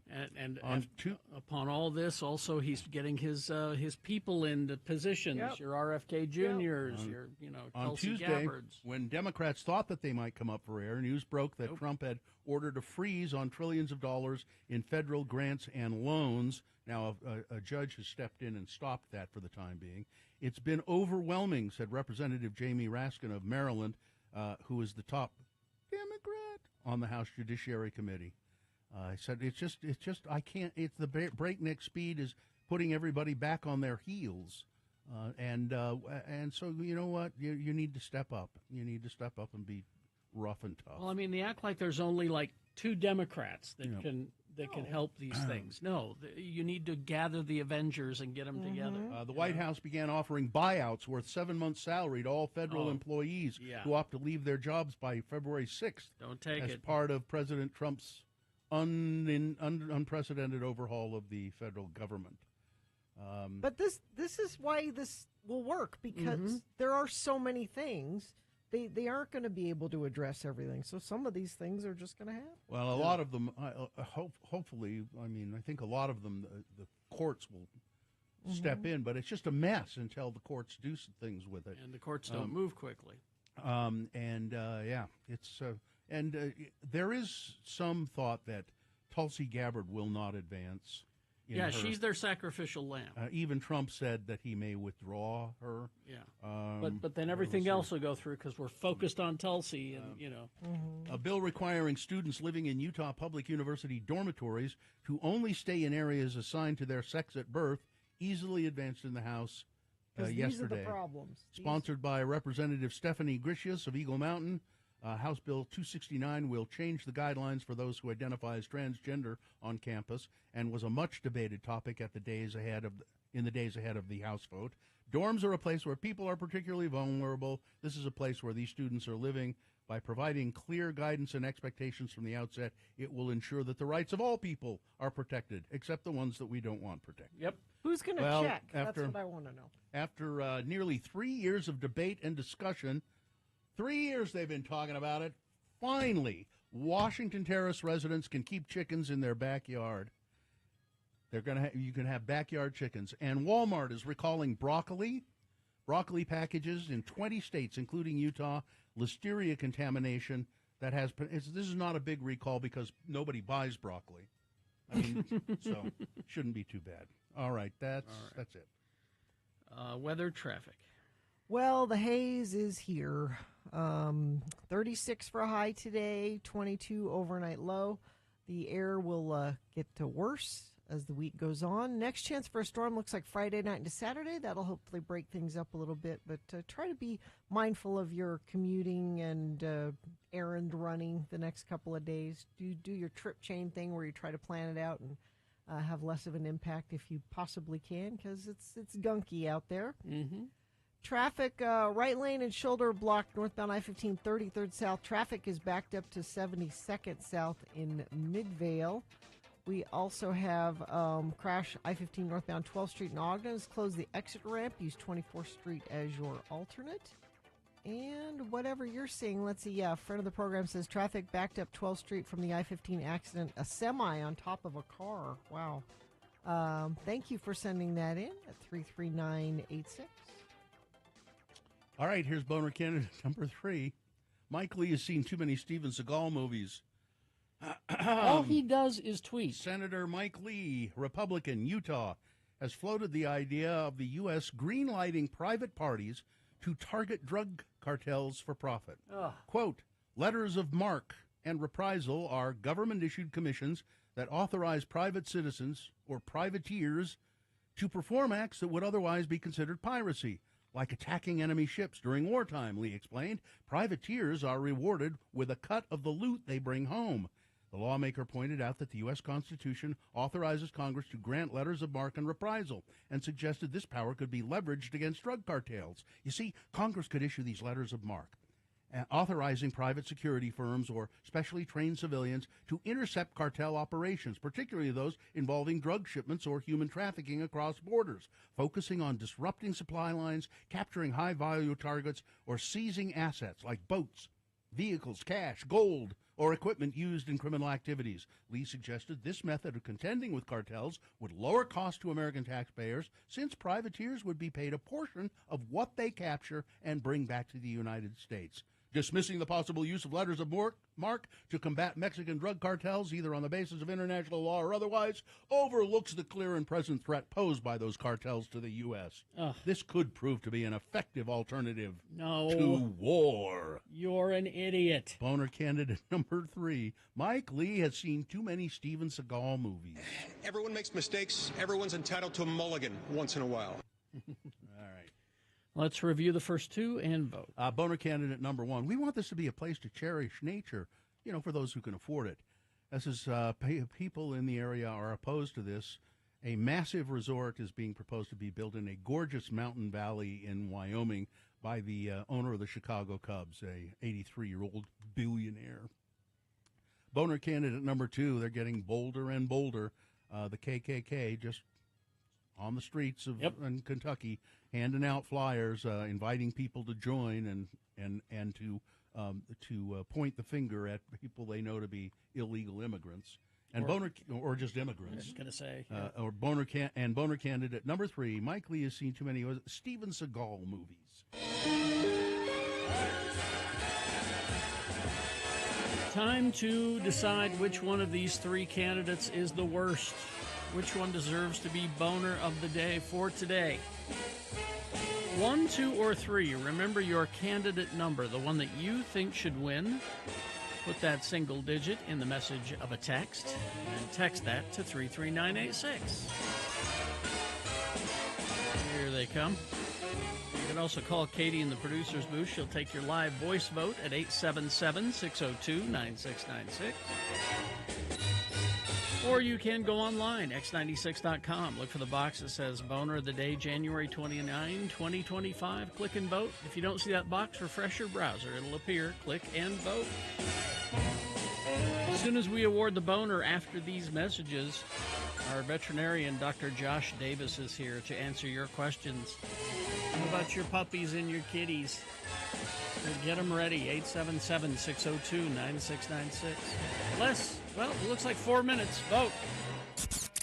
Yeah, you listen to Radio from Hell in your car, but listen at home too. Tell your smart speaker to play X96. Incubus, live. Nice to know you.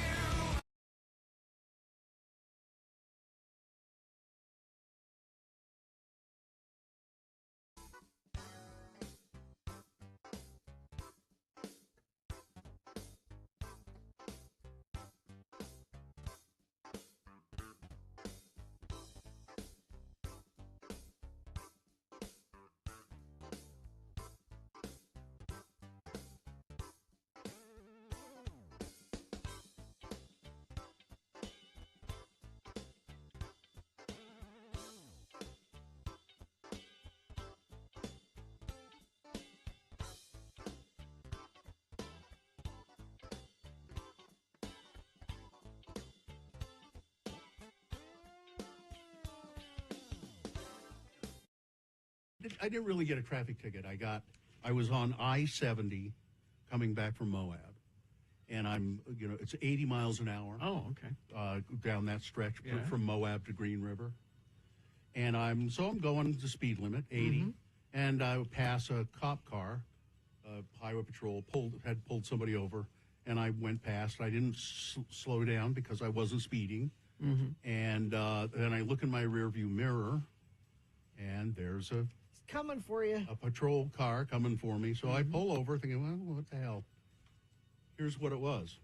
Okay. I received a citation, a warning citation.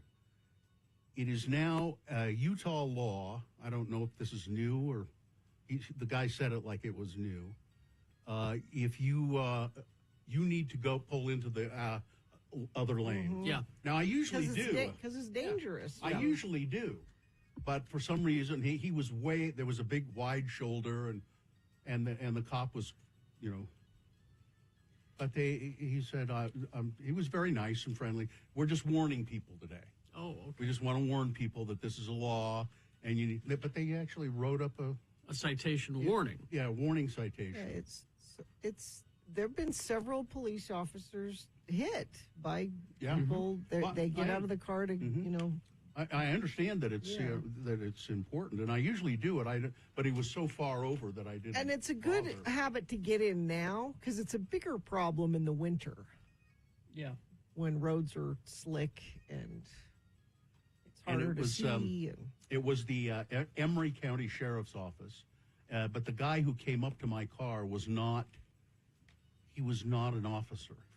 I mean, he had a uniform, but he was like some sort of. Intern. I think he was an intern.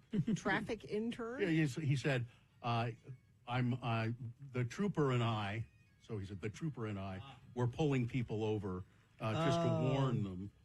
But he did have But it worked. You're going to be more, I would assume it worked. You're going to be more aware of it. And now you're spreading the word here. No, screw it. I hate law enforcement. I'm not going to ever. Those coppers aren't going to get me. No, as I said, I normally do. Yeah. Apparently this has been a law since 2010. And you're lucky you didn't get a ticket. Oh, interesting. Huh. How long since you have had a ticket? I can't remember. Me neither. The last time I had a citation. Me neither. I think maybe the last time I had a citation was when I rear-ended somebody because I was being inattentive. Oh, actually, Guy looked it up. It went into effect 5/3/2023. Oh. So it is new. It is reasonably new. I thought that's what he said. This is, Yeah. it's a new law. All right. Let's see. No traffic, so we won't even waste our time. with it. No.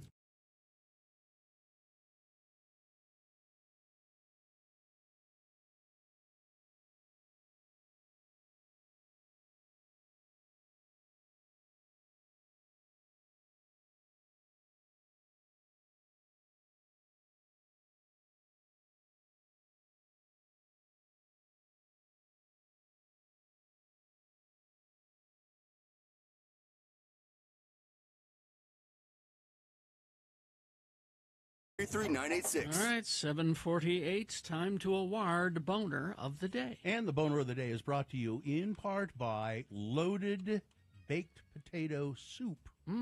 And don't miss Brett Denon's Lift Series acoustic set this Friday and Saturday at the State Room. Enjoy affordable adult beverages while experiencing great live music without paying stupid ticket prices. Get tickets at thestateroompresents.com. Well, a lot of voting again. Fast and furious voting. And I think the one that won should have won. Mike Lee did very well. He got 126 votes. Mike Lee, boner candidate number 3. But he came in second. Now, a distant third was boner candidate number 1, the billionaire who wants to build the resort. Nobody cared. Yeah. But the winner with 155 votes, they're getting bolder and bolder. The KKK passing out flyers on the streets of Kentucky. I forget which town they were in, but passing them out. Just, Yep. it's okay. Come on, join up. There you go. They win boner of the day. That's your boner for today, January 29, 2025. Now qualified to be boner of the week. That'll happen on Friday at 9:50. Excuse me, 9:50 when Dave the Flower Guy just comes waltzing in here and tells us who boner of the week is. All right, Dr. Josh Davis, brought to you by.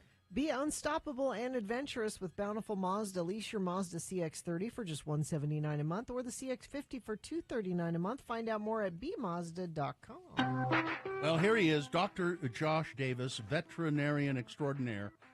He is a veterinarian and also the father to several cats. He has fathered cats. He is cats. You got a couple of Sphinx cats, right? Uh-huh, yep. And then a couple of other cats. Yeah, a right? couple just normal cats. Just regular cats. Yeah. Less exciting, you know, but they're good. Dr. Davis is here to answer questions about your puppies and kitties, and you can call us at 877-602-9696. It works better to call us than to text us. 33986 is the text number, but calling, we have follow-up questions sometimes. We don't understand quite what you're asking. Now, I think this first call here is pretty interesting because it's about somebody who's been licking their puppy, their doodle puppy. Somebody who's No, licked. I don't think so. It says doodle puppy licking. So who is this, by the way? Gigi. Hello, This is Gigi. Gigi. So have you been licking your doodle puppy? No, No. we don't do that. Oh. But she is a licker, and I've had puppies before, but she will not stop licking. Lick, lick, lick. And What's her it's so name? gross because I don't. Her name is Penelope, but we call her Penny. And it's gross because of the areas that she's continually licking? Well, she'll lick her bottom, and then she'll Uh-huh. come and try to lick my face. Yeah, no.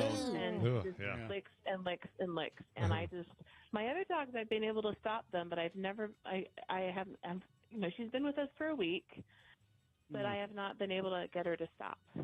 What do you say, Dr. Davis? Well, some dogs will, a little bit of licking here and there can be normal behavior, but if they're really intensely focusing on an area, I would definitely be concerned about a problem going on there. So, because when a lot of people say licking the bottom, that can be the bum or the vagina if it's a girl dog.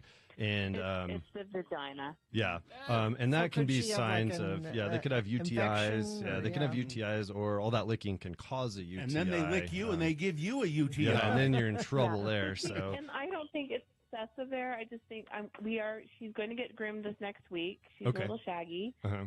And so that will hopefully clear that up. But no, she licks everything, though. She really Okay. licks Oh. everything. Yeah, and there can be, even young dogs can get skin allergies and have itchy skin too. So diet's really important, and then grooming is really important, especially for the doodle dogs, because So might this- all that hair can be really irritating if it gets inflammation Might around this the be skin. better once she's had a good grooming? Maybe, yeah, maybe. Yeah. Let the groomer know. But what that- about the licking of like people? Like she licks everything. She licks the furniture. You she could licks cut off her people. tongue. No. No, I guess not. some of that is also that kind of stuff can be normal puppy behavior too, and they'll often and that's grow out of that. training had come in there Mhm, for yep, that. training I just can hope help it's with not that. anxiety. Do you think I- it's anxiety? It could be, but I doubt. I mean, you're only a week into it. Yeah, you're only a week into it, so I wouldn't go down that road yet. My Yeah. grandmother used to put Tabasco sauce on my tongue, not because I Did- was licking. Did It's it because I swore too much. It did. Oh, did that work? Yes. Sort of. No. While, Yeah, my, yeah, while it my did. grandmother was alive. It did Yeah, not while work. she was alive. Hey, thanks, Gigi. See ya. Thank you. I love you guys. Thank Thank you. you. Let's go to Reese. Hello, Reese. Hi, Reese. Where are you calling from? Just West Valley City. Here's another exciting question. It's about Great Dane poop. Oh What's boy. What's your dog's name? Kratos. Okay. Okay. And And he's the Great Dane Mastiff mix. Wow. 9 months. Mm. And sometimes he'll come along, and he'll have hardened stools, normal consistency, and then every once in a while it'll just be loose and runny. We give him probiotics. We give him large breed dog food that is suggested for his breed. Mhm. But we started just yesterday giving him pumpkin. Is there anything else I should do, or should I cut back on giving him all of that stuff? why pumpkin? Well, I read it on my husband does a lot of research and what have you, and from what I understand, it can help with constipation and or diarrhea. Is that incorrect? It can help. It's a good fiber source for them. But if you're having those, good stool days, bad stool days, often like I do. Yeah, often that's related to diet in some way or things they're getting. So if you're doing, other treats or things like that, that can be a factor. But also food intolerance can be an issue because probiotics are fine. Pumpkin is fine in small amounts, but the food, and then also make sure that we're on a good parasite control, deworming, because parasites can also cause issues like that. So if you're not doing that, you probably want to consider that too. But finding a food that works and being consistent and sticking with it, that's really important. Is that good, Reese? That's great. We've changed his food probably 4 different times, and we can't find one. I guess. Yeah. You have to stick with don't- it. If you change too often, you don't ever really get a chance to see if it works. And it can take weeks and weeks to see a difference when you make food changes. All right. There you go. Yeah. And- okay. We've done that. Okay, we need to move on, Reese. Thank you. Bye. Thank you. Bye-bye. This isn't our regularly scheduled poop chat session. Schedule an appointment. Come see me. Yeah, we'll talk about it. Yeah, we got that on the way. But we will take a break. Dr. Josh Davis taking your questions after these messages. 877-602-9696.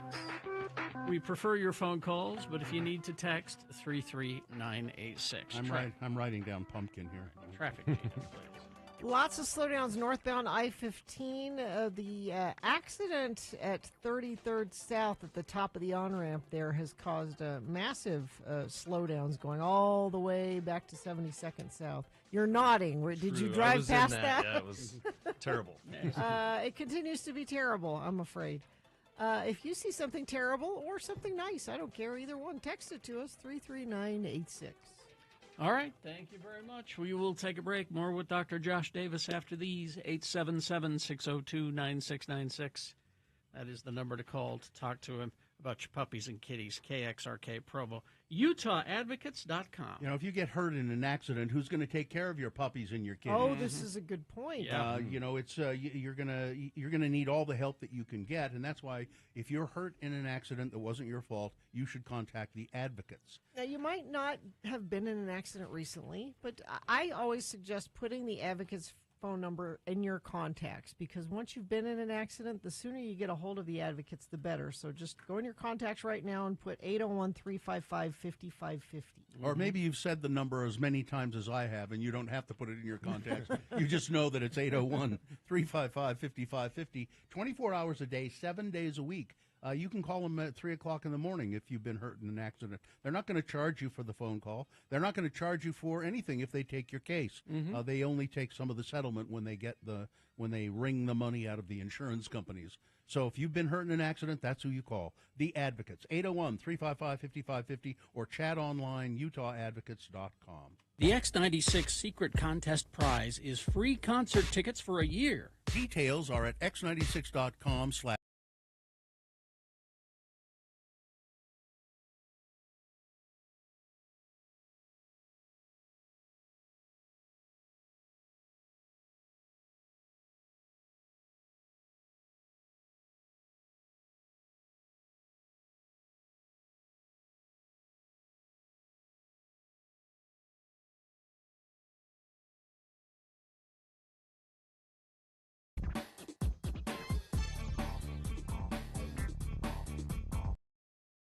Well, Just I mean, skunking things up. he's minding his own business. He's just being a skunk.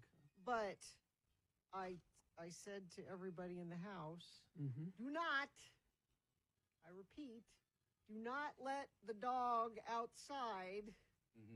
There is a skunk out there. Yes. Because And did they heed your they warning? did, but, because, like, if your dog gets caught by a skunk in the summertime, it is also awful. But you can go outside and bathe them and try to get rid of it. In the winter, like, I didn't know what we were going to do if she got caught by the skunk in the middle of damn winter. But the skunk, though, like, kept us hostage in the house, because I'm like, I'm sure he will wander off at some point. So you just saw him, you didn't smell him. No, we looked out the window and he's in the backyard. Like, okay, well, he's there now. He was hanging. Hanging with Dr. Skunk. And my mother-in-law was coming up to have breakfast with us, and we called her and we're like, be careful when you get out of the car. Because we don't want to have to make you stay outside. No, He's a skunk. Because we'll have to hose you down. You can't come in, Grandma. Because there's skunks and porcupines. You do not want your dog getting caught up with those. Luckily, eventually, we braved the I was at the Bear threat Lake and once left, and ran over a skunk. Oh, that's bad. Just ran across the road. Oh, man, my car stunk for a while. It's awful.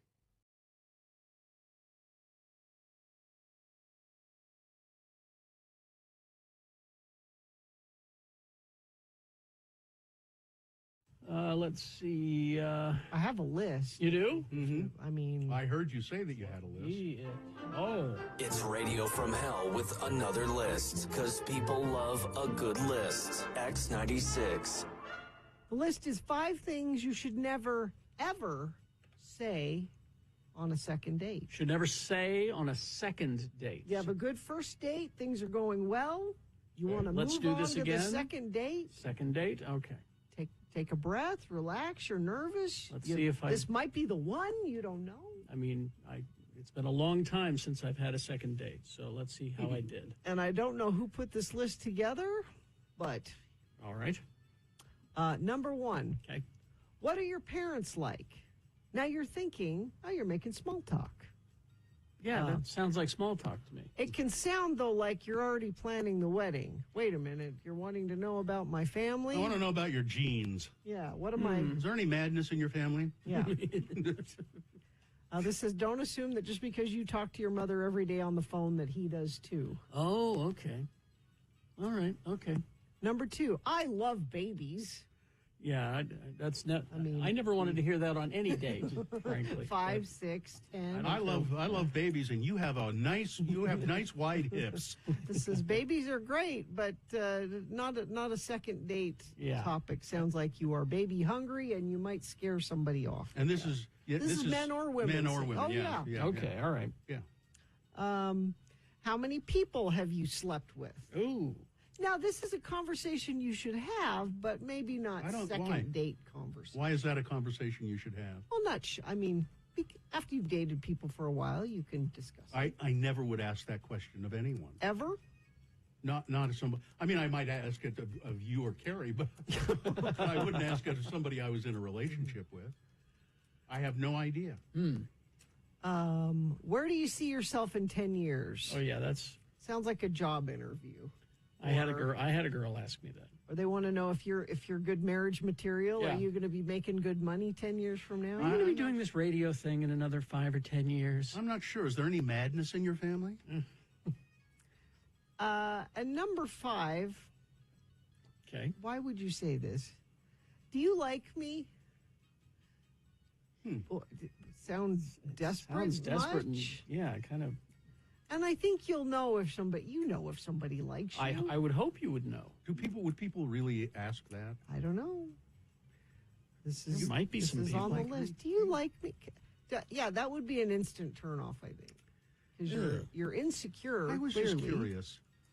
You seem to like me, but I don't know. Do you really like me? Which I'd say, well, we're on a second date. This is a strange question. I like you enough to go on a second date. Yeah. All right. So that's just five things you should never say. Okay. Yeah, I don't think you should ever ask how many people somebody has slept with. If they want to volunteer that somehow, but don't ever ask. Yeah, you never ask that. No, for sure. We've hoped you'd... Like, Jay, that's not funny. In Roy. You know, Jay is right. You're right, Gina, to tell Jay. That's not funny. Not even a little Not bit. even a little funny. Nope. All right. Where's he at? Roy. Okay.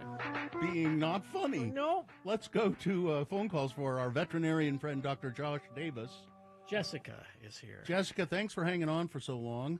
What's your question? Yeah, thank you. Hmm? Good morning, everyone. Thanks for letting me listen. Mm-hmm. So I have a 4-year-old bearded dragon, and he will not eat greens or vegetables or fruit. The hell? What does he eat? Yeah. I know. What's it? He eats cockroaches and mealworms, but mostly cockroaches. Mm-hmm. So he's more carnivore than Yeah. herbivore. Not a vegetarian. Yeah. Well, I won't claim to be a bearded dragon expert, but definitely I know they do need a mix of things. So getting greens in there would be definitely ideal, just for nutrition's sake and completeness sake. But also I do know, like environment, a lot of things can play a factor in their appetites and how they do their things. Being more in that lizard category, they need different requirements that way. But I would urge, if anything seems off, it's definitely worth getting seen for sure. Now, who looks at? You don't handle animals like that, but who Not does? often, no. One we refer to often is Wasatch Exotics. They do a lot of work around that, so that might be a good option to consider. But if you're worried about it, sometimes they just have preferences. Sometimes too, just like we do. But we want to be nutritionally whole and complete. All right. Right. Okay. Thank you, guys. Hey, what's your lizard's name? His name is Rocky. Rocky. Okay. Thank you. Thanks, Jessica. Yeah. All right, Hector is here. Hello, Hector. Where are you calling from? Hey, I'm calling from Rose Park, guys. Okay. Good morning. What's your question? Oh, yes, I have a question. I have 2 cats, Gandalf and Medusa. I just have a quick question. I feel that Gandalf has definitely bonded with me, and that's the reason why we got 2 cats, so my wife could have one bonded with her, and I'm totally cool with that. But Medusa is like totally cool with like me petting her, but then when Gandalf walks in, we both have this feeling like, oh crap, we just got caught. You're we're cheating. really in trouble. And then Gandalf will like literally look us up and down and then just turn around and then loaf himself. Like he's just sitting there but not facing us. And it's just really weird. I just feel like I'm in an abusive relationship. Cats are any wild, other man. cats. You know what I mean? Like, am I stuck? You know what I mean? You know what I mean? Yeah. So I was just kind of just curious if that's normal. Like, I mean, since sorry. No, I would consider that probably pretty normal cat behavior. The nice thing is they're not fighting with each other and causing wounds or other problems and extra stress that way. And that's your story is pretty common. It's, you get 2 pets and you hope one bonds to each person, but that's definitely not always the case. Pets have preferences, like we're saying, just like we do. So, but as long as everyone's happy, I wouldn't be too concerned about it, and it may get better over time. It's fun to watch, isn't it? Yeah. Yeah, it's fun to watch, but it's really hard to be a part of because it really does feel like, oh my gosh, I just got caught. I'm sorry. I was just petting her for a little bit. It's weird. Well, just try to be extra nice to the other cat. Maybe you and Medusa Right, need to have appreciate it. All special right, guys, thank you so much. Thanks for letting me listen. special daddy-daughter days. Yeah, that's what right. you need. Then you can bond. Let's go to Teresa. Hi, Teresa. Where are you? Hi, I am up in Layton. Thanks Okay. for letting me listen, guys. You're welcome. You have a dog named what? Rosa. And what's the problem? So she's almost a year old, couple weeks. She's an Aussie Doodle mix, about 25 pounds, I guess. So she just went through her first heat, and it's about done. And her appetite has gone from great, perfect schedule to 0, nothing, almost starving herself. Doesn't want to eat breakfast anymore on schedule. Don't know whether or not, and then she'll be starving by the time we all get home from work and school, which is just about 2. And she's not having accidents. She's not everything else is great. She just is starving herself in the morning, and then she's starving at lunch. So my boys feed her, and then she won't eat her dinner, and then she's starving at like 3 in the morning, pawing at doors, hitting her face, wanting to eat. So is this just from the heat, or do we start over again, like put her on a puppy schedule again, or do we let her starve, put her food back in the morning? What do we do? No, that's a good question. And when dogs go through heat cycles, 100% they can have changes to their appetite and their behavior for sure, because it's a huge hormone-driven thing, getting prepared to get ready to try and have puppies. So it doesn't sound like it's too out of the ordinary, but I think with adult dogs especially, it's really good to have a routine and try to reestablish that. I think would be a good idea. So you offer food in the morning and you offer food at night, and if they don't eat it, pick it up so it's not sitting there all day. They usually aren't, a healthy dog isn't going to starve itself, but there are rare cases where dogs can go through heats and become sick afterwards too, and that could be up to like a month, 4 to 6 weeks after having a heat cycle, and they can become sick. So really watch for any changes like lethargy, vomiting, or drinking a lot of water can be a sign of a problem, because that can be what's called a pyometra, and that can be a surgical problem. Ooh. So, all right, Teresa. Oh, Okay. Thanks for calling. There you go. All right, wonderful. See ya. Thank you so much. Mhm. Bye. Looks like we have time for one more call. Tyler is here. Hello, Tyler. Where are you calling from? Tooele. And what's your dog's name? Sawyer, and he's a good boy. He's a good boy. He's a good boy. Yes, he is. Yeah, right, he is. He's listening right now. All right. Tell us about Sawyer. Okay, so he is a sheepadoodle, and he's too much, but also so my problem is he hasn't been eating, like, regularly, which I guess, like, could be something, but, like, my issue is different, is my family tends to want to coax him by putting a lot of treats in the bowl and poppers and like that's the only way he'll eat, and I'm worried we're spoiling him in a way. Yeah. Like is that a thing? yeah, I mean, we call it spoiling them when they get into these situations, but really we're kind of promoting their behavior, or they're hanging out, waiting to get other food, and then we start thinking they need to be coaxed, and so you start doing the treats and the toppers and all that stuff, and then you're reinforcing their behavior, so now you kind of perpetuate the problem that way. In general, no healthy animal will let itself starve, so if you have good quality food offered on a good schedule, they will get back to eating it, but you have to really have everyone on the same page, or you're going to have a hard time. And then it's like when you start feeding them table scraps, they just will refuse to eat. Of course, they'd rather have that. Yeah, because it's like candy to them. So you have to be really careful. All right. There you go. Okay, and I had one more question, if that's okay. Okay, quick. Okay. So it's his birthday. Is it okay to give him raw meat, like raw steak, or should I cook it first? Since you're fighting these other problems, I definitely wouldn't do raw food. There's a lot of things that can go wrong with that. But if you are going to cook it. Again, I don't recommend that, but make sure it's cooked. Make sure you don't have any big chunks of fat on it. Small portion would be all I would do if you do it at all, but I would be really careful with that. You waste a good steak on a dog. He's a good boy, Bill. Oh, that's He's a good boy. That's right. Sawyer's a good boy. Sawyer's a good boy. Good boy. All right. Thank you. See you later. Bye. All right, there we go. Well, that seems to be everybody. Thank you, Dr. Josh Davis, veterinarian extraordinaire. You practice down in Utah County, right? Yep, down in American Forks. So, yeah. All right, Cool. Thank you. All right, appreciate it, guys. Enjoy your day off. Traffic, Gina, please. Boy, northbound I-15 is backed up all the way to 106 South. So, I mean, we're talking like 33rd to 106th. Yeah, that's the main issue we're seeing. If you are seeing issues, you can share them with us, and I'll pass it along. 33986 is where you do that. All right, thank you very much. We will take a break. We'll be back after these messages and a song with Beat Gina.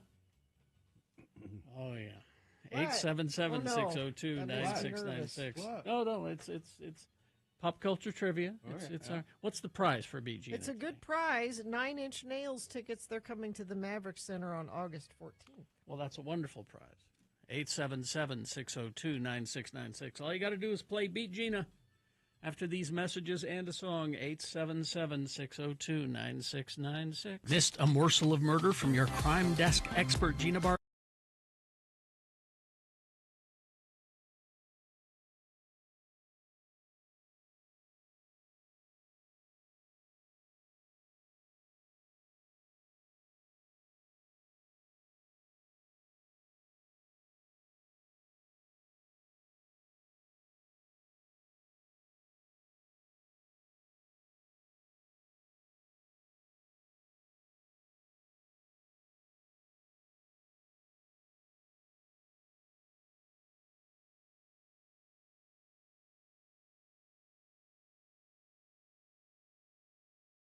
Dancing across the sand. Why don't you come and play Beat Gina?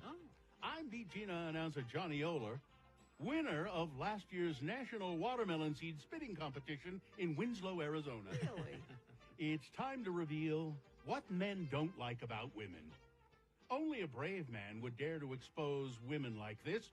Never has the veil of secrecy been so thoroughly removed from women. Here in plain English, plain courage. For men, in his new book, What Men Don't Like About Women, Thomas D. Horton really goes after that claim that the female is innately finer than the coarse and lusty male, and he dares to say and to prove it, with experience after experience after experience, that it just ain't so. When you've gasped and laughed your way through this amusing book, you'll feel that now at last you know women as they really are. Only a brave woman would not be shocked. There's dynamite in every page, in every paragraph. A woman would cry, "How does he dare?" This book tells what men think but never say about women at the office, at nightclubs, at other men's wives. Their greediness, shamelessness, jealousy, unfaithfulness are covered daringly by this author. Read and gasp about women as engaged animals, women in money, women in their dreams, women as rejected lovers, women as drinkers, and much more. Get your copy today. Send your order to Roanoke Publishing Company in New York City, New York. What Men Don't Like About Women by Thomas D. Horton. Warning, if you read any paragraph of this book in the presence of a woman, you'll have fury with its claws out. I don't know how. Okay. I'll pass on this. Look, I'm monitoring it, and the orders are already pouring in. That's unfortunate. And now, here's a man who's not afraid to say anything about anybody. He's your host, Kerry Jackson. All right. Thank you, Johnny Ola. It's a real book, by the way. The chat room just found it. The randomizer has picked a contestant. Looks like Austin is who you'll be playing against today. Austin, are you there? Yeah, I'm here. All right, Austin, we're going to toss a coin to see who goes first. It will give you an advantage in the game. If you go first, heads or tails, call it. Tails. All right, coin toss app says heads, Gina Barberi. Oh, you are one step further away from winning these tickets to Third Eye Blind. All right, so the first question will be for Gina, Austin. It's a multiple choice pop culture trivia. If she gets it correct, she gets the point. If not, I'll allow you to answer the same question correctly, stealing the point away. We'll go back and forth till one of you gets 3 points. All right. We have some leftover Winnie the Pooh trivia, Gina. Oh, boy. Gina, in Winnie the Pooh, who is the only female character? You think you know? Yes. All right. What are the choices? Is it 1, Zelda? Is it 2, Snorlax? Is it 3, Rabbit? Or 4, Kanga? Kanga. Kanga is correct. Oh, that's right. The mother of of Roo. Of Roo. Yeah, there's a point for Gina. Your turn, Austin. Austin, what is Tigger most afraid of? What is Tigger most afraid of? Is it 1, Trump getting on the ballot in the 100-acre wood election? Is it 2, the gripping existential crisis during his middle-aged years? 3, heights? Or 4, losing his bounce? I'm going to have to go with 4. Losing his bounce? Trick answer. Sorry. Yes. Gina for the steal. Well, it's heights. It is heights. Yes. He's afraid of heights. Austin, I'm afraid it's 2-0, and Gina controls the question. She could put the cork in it right This here. could be Sorry. over quickly. Gina? Yes. Winnie the Pooh was named after a real bear called Winnie. Winnie was short for what? Was it 1, Win-Win? 2, Winnipeg? 3, Edwina Winona Win? Or 4, Winslet? I don't know. 3. Edwin Winona Win? no. No. Sorry, no. Now, Austin, please, you could get back into the game here. I'm going to have to go with number 2. Winnipeg is correct. There you go. That's a point for Austin. Wow. He controls the There you question, and he could tie the game with this one. All right, Austin, we're switching up to alien invasion movies. Here's the question. right. Which movie inspired Danny Elfman to become a film composer? Which movie inspired him? Was it 1, The Day the Earth Stood Still? 2, Sack Lunch? 3, Mars Men? Or 4, Oversexed Vacuums from Mars? Let's go with number 1. The Day the Earth Stood Still is That's correct. good. 2-2. It's tied. Back to Gina now. Gina, Frankenstein trivia. All right. Frankenstein was what famous singer's favorite movie? Famous singer, it's his favorite movie. Okay. Is it 1, Phoebe Buffay? Is it 2, Johnny Cash? Is it 3, Elton John? Or 4, David St. Hubbins? Johnny Cash? Johnny Cash. And Gina wins the game, Austin. I'm terribly sorry. Sorry, you did it. You battled good, Austin. You did well, but not good enough. But perhaps you could. We'll give you a copy of What Men Don't Like About Women by Thomas B. No, don't give him that. I love that book. No. You don't want Instead of that, why don't we go ahead and, even though I beat you, give you these tickets to see Third Eye Blind and Yellow Card June 25th at USANA Amphitheater. Tickets go on sale tomorrow. You can find ticket links and more information at x96.com.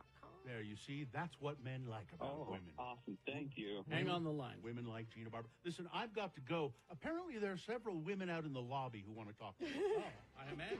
Do they have pitchforks and torches? I don't know. I'll go see.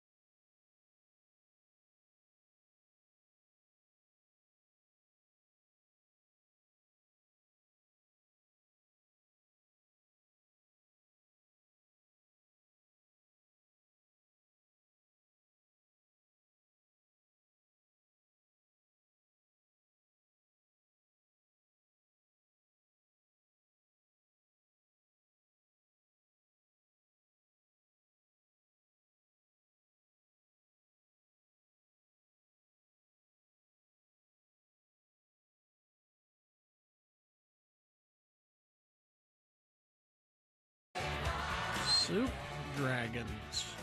Mm. Yes, soup Long, dragons. long before Imagine Dragons. Yes. There were soup dragons. Soup dragons. Divine thing. They were sort of the precursor to Imagine Dragons. Well, if you know, you know. All right, Beat Gina brought to you by X96 welcomes 9 Inch Nails August 14th coming to the Maverick Center. Go to x96.com for more information. And Todd Newcomb has some to give away between 2 and 6, but we have some to give away maybe if you can beat me right now. Well, we're going to give somebody those 9 Inch Nails tickets very soon in Beat Gina. But first, a word to the ladies in our audience. Yes? You don't want a bald-headed husband, do you? Oh, my. Your husband will be either bald or good-looking. What? And it's largely up to you. You know more than he does about the care of hair. Most of the fairer sex knows that a healthy scalp keeps its hair. Millions of women know that Wild Root Hair Tonic does more than lend a lustrous lure to the hair. Really? It keeps the scalp healthy. But your husband, or husband-to-be, he may think that after he gets bald, he can just then use some hair restorer and get his looks back again. Well. But you know that there is nothing that will cure baldness. Nothing. Just as you know that the proper care of hair with Wild Root Hair Tonic will help prevent baldness. It seems strange that intelligent men do not realize these simple facts. We don't. A woman realizes them course. because she studies them, and she knows that much of her charm, either as a wife or as a wife-to-be, depends upon the attractiveness of her coiffure. Oh. You probably have Wild Root Hair Tonic in your own boudoir. I do? If you haven't, your druggist will gladly supply you. You druggist. will want to use it regularly to help keep your hair lovely, and you'll want your husband to use it to help him avoid bald-headedness. Wild Root Cream Oil Incorporated, Buffalo, New York. And now, here he is, the one, the only, Kerry Jackson, your host. Johnny Ola. Plenty of really good-looking bald men. I don't know. Not according to the Wild Root Company. Ask the Wild Root Company. You either have hair or you're ugly. Thank you, Johnny Ola. Let's see. The randomizer has spoken, and it looks like Ellie is who you'll be playing against today. Ellie, are you there? Yes, hi. All right, Ellie, we're going to toss a coin to see who goes first. It will give you the advantage if you go first, so call it correctly. Heads or tails? Heads. Heads? All right, let's see what happens. Yeah. It is tails. Oh, you're one step further away from No. winning these tickets to 9 Inch Nails, Ellie. Sorry about that, Ellie. Tails means Gina goes first. It's multiple choice pop culture trivia. If she gets this first question correctly, it's her question to answer on her own. If she gets it correct, she gets the point. If not, I hope you were paying attention, Ellie, because we'll give you the chance to answer the same question, stealing the point away from Gina Barberi if you get it correctly. All right, we're going to jump back to Matthew Lillard trivia that I still haven't used up. Okay. So here we go. Matthew Lillard, the actor. Gina, Yes. what is Matthew Lillard's best-known role? Okay. Is it 1, Steve-O? Is it 2, Shaggy? Is it 3, Mr. Rourke on the new Fantasy Island Adventures? Or 4, Laertes from the Odyssey? Shaggy. Shaggy is correct. There it is, a point for Gina. Now it's your turn, Ellie. Ellie, Okay. in 2012, what movie did Matthew Lillard direct? He directed a film. Oh. Was it 1, Bitches Leave? Is it 2, Guns, Guns, Guns? Is it 3, Scooby-Doo 2, Monsters Unleashed? Or 4, Fat Kid Rules the World? 3, Scooby-Doo 2. Oh, I did it too well of a job of did. tricking I would you. have thought that was yeah. it, yeah. Nope, sorry. It's not Fat Kid That Rules wasn't the it? World. No. That was not it. Is it Fat Kid Rules the World? Fat Kid Rules the That's a World. movie? That's a movie. Ellie, I if would I have were gone you, with- I'd look it up if I were you. I would have gone with that. I'm as good as the internet gives me. All right, 2 for Gina, none for Ellie. And Gina controls the question. We might not be hearing much from you, Ellie. Gina? Yes. What was his proudest moment on screen? Okay. You ask him what is his proudest moment on screen. He would say 1, his crying scene in SLC Punk. Is it 2, the unmasking scene with the kooky space kook in Scooby-Doo? Is it 3, beating up 25 Scrappy-Doo clones in Zoinks, All Zombies. Or 4, his rosebud death scene in Citizen Groovy Kane. I will say the crying scene in SLC Punk. Boom. And Gina wins the game, Ellie. Oh, With barely a peep out of you. There you go. Ellie, you know what? I still don't know about that Fat Man movie. I don't blame you for getting that one wrong, and I feel so bad about that. Even though I beat you, I'm going to give you these 9 Inch Nails tickets anyway. It's Fat Kid Rules the World. All right. Hang on the line, I'll Ellie. put it on my queue. Hang on, Ellie. Hang on. Hang on. Listen, I'm going to go home. I have a copy of it. I'm going to go home and watch Fat Kid Okay. Rules Good the for World. you. Mrs. Zola and I love that movie. Oh, yes, you do. All right.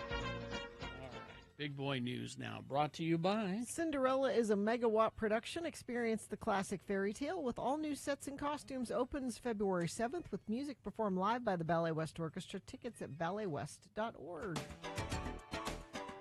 Well, the Martha Stewart to host Saturday Night Live campaign starts now. Has she never hosted? No.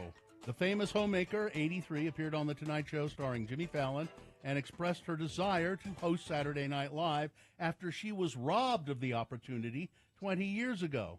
Stewart revealed that she was released from prison in 2005 and was offered the chance to host the sketch comedy show. Martha Stewart said, "I wanted to, and they asked me, and I was coming out of Alderson, that camp I was in for a while, and my parole officer wouldn't give me the time to do it. That bastard. I still have his name and number." Stewart admitted that she is still, I am just pissed about it, still. She noted that maybe someday it will happen. You'd be a fantastic host, said Jimmy Fallon. Martha Stewart and Jimmy Fallon said, she said, oh, I would. I would be amazing. And Jimmy Fallon, Martha Stewart said to him, let's start a campaign to get me on there. Was it because she was on parole and couldn't leave the state or something? He wouldn't. Yeah, he wouldn't let. There are parole restrictions, and parole officers have leeway to say, "Oh, okay, you can do that. You can host Saturday Night Live." But no, he wouldn't do it. The bastard. Stewart served 5 months behind bars and before her release after she was staged an unexpected career comeback. She detailed her prison story in the 2024 Netflix documentary series Martha. I'm going to have to watch that. Oh, you haven't? It's really good. Yeah. Physical exam, stripped of all clothes, squat, arms out, cough. Embarrassing, she said. She said, I had to do all the crap that you see in the movies. You can't even believe that that's what you're going through. On The Tonight Show, Fallon pointed out that Martha Stewart is one of the most impersonated people on SNL. She's been portrayed by 9 different people. Anna Gasteyer, Kate McKinnon, Amy Poehler, David Spade, Chloe Feynman, and Rachel Dratch. Rachel Dratch as Martha Stewart was really good, I thought. But she said, Martha Stewart says, David's my favorite. He was wearing my poncho. It was really my poncho. I lent it to him for the show. So the poncho she made in prison. Mm-hmm. That's why that poncho was famous. Oh, really? Yeah. Okay. Let's see. From reproductive rights to climate change to big tech. I'm sorry. I started at the wrong place. That was a caption of a picture. Sorry. The Trump administration's claim to have stopped $50 million worth of condoms from being shipped to Gaza does not hold up under scrutiny. It is false. According to federal reports. On Tuesday, Donald Trump's new 27-year-old press secretary, Caroline Leavitt, raised eyebrows by claiming that Trump backer Elon Musk's Department of Government Efficiency and the White House Office for Management and Budget had found and blocked $50 million taxpayer dollars that went out the door to fund condoms in Gaza. Nope. And she called the alleged expenditure a preposterous waste of taxpayer money. It was a blockbuster claim that seemed to exemplify the exact sort of profligate spending that Trump's self-styled America First administration was elected to prevent. Unfortunately, what Leavitt said about the alleged condom shipment doesn't really match what the government has said about its aid efforts in Gaza. In September of 2024, U.S. Agency for International Development report says not $1 of the $60.8 million used to fund condoms and contraceptives distributed by that agency worldwide, not $1 of it was allocated to the Palestinian territory. The same report shows that the only contraceptives sent to the Middle East were distributed to the Jordanian government in the form of $45,680 worth of oral and injectable medications, not condoms. No condoms in the Middle East, apparently. We can just say things now. Andrew Miller, the ex-Biden Yeah. administration State Department official who served as Deputy Assistant Secretary for Israeli-Palestinian Affairs, told the Times of Israel on Wednesday that Levitt's claim was outlandish and a fever dream on the part of the new administration. It is possible that $50 million is put aside for sexual health or something of that nature, which would include gynecology and many other services, but definitely not condoms, he said. Definitely not. Yeah. She got this from Elon Musk, Yeah. who found it somewhere on Musk the saw internet. it. Yeah. Musk, it says here, Musk saw it posted on, and he said, "Oh, if it's posted, it must be true." That's I And don't he put understand. it- but it was not. Again, true. we could just say things now. I used to be a West Valley cop. Did you know that? You know what I heard? What? I heard Kerry Jackson used to be a West Valley cop. It's true. That's what I heard. I DJ'd for the Sultan of Dubai once. I can debunk that. No, you can't. That's too late. It's already out It's already there. said. A multi-agency investigation has determined that a massive fire in Ogden over the weekend was caused by arson. The Ogden City Police and Fire Departments provided an update Tuesday saying that they had identified and arrested a suspect. 16-year-old kid booked into juvenile detention on charges of arson, criminal mischief, and causing a catastrophe. His name will not be released as he is a minor. Officials said he's from Roy but attends school in Ogden. Utah lawmakers push to further fund the state's $82 million school voucher program. U.S. education leaders are quickly trying to understand why at least 177 students known to have been awarded $8,000 in vouchers seem to be enrolled in public schools, which is prohibited by law. Any student who receives a taxpayer-funded all-fits-all scholarship cannot be enrolled in a public school, whether that be a traditional public school or a charter school, according to the voucher program's You don't website. pay for charter schools. It's okay for a student to apply while still enrolled in public school, but upon receipt of acceptance, they must unenroll before the start of their next school year when they can start using the money, which is meant for private school tuition, homeschooling costs, and other education expenses. It's not clear why the 177 voucher recipients that state school board officials have so far identified seem to be currently enrolled in public school. The discrepancies in enrollment data could be explained in multiple ways, said spokesperson Ryan Bartlett. I think they really need to get to the bottom of that before they proceed, but they're going ahead anyway. Let's see. Several Utah organizations say that many rely on grants and other ways of keeping their operations going, and a directive that would freeze grants and loans would have a devastating effect on Utah.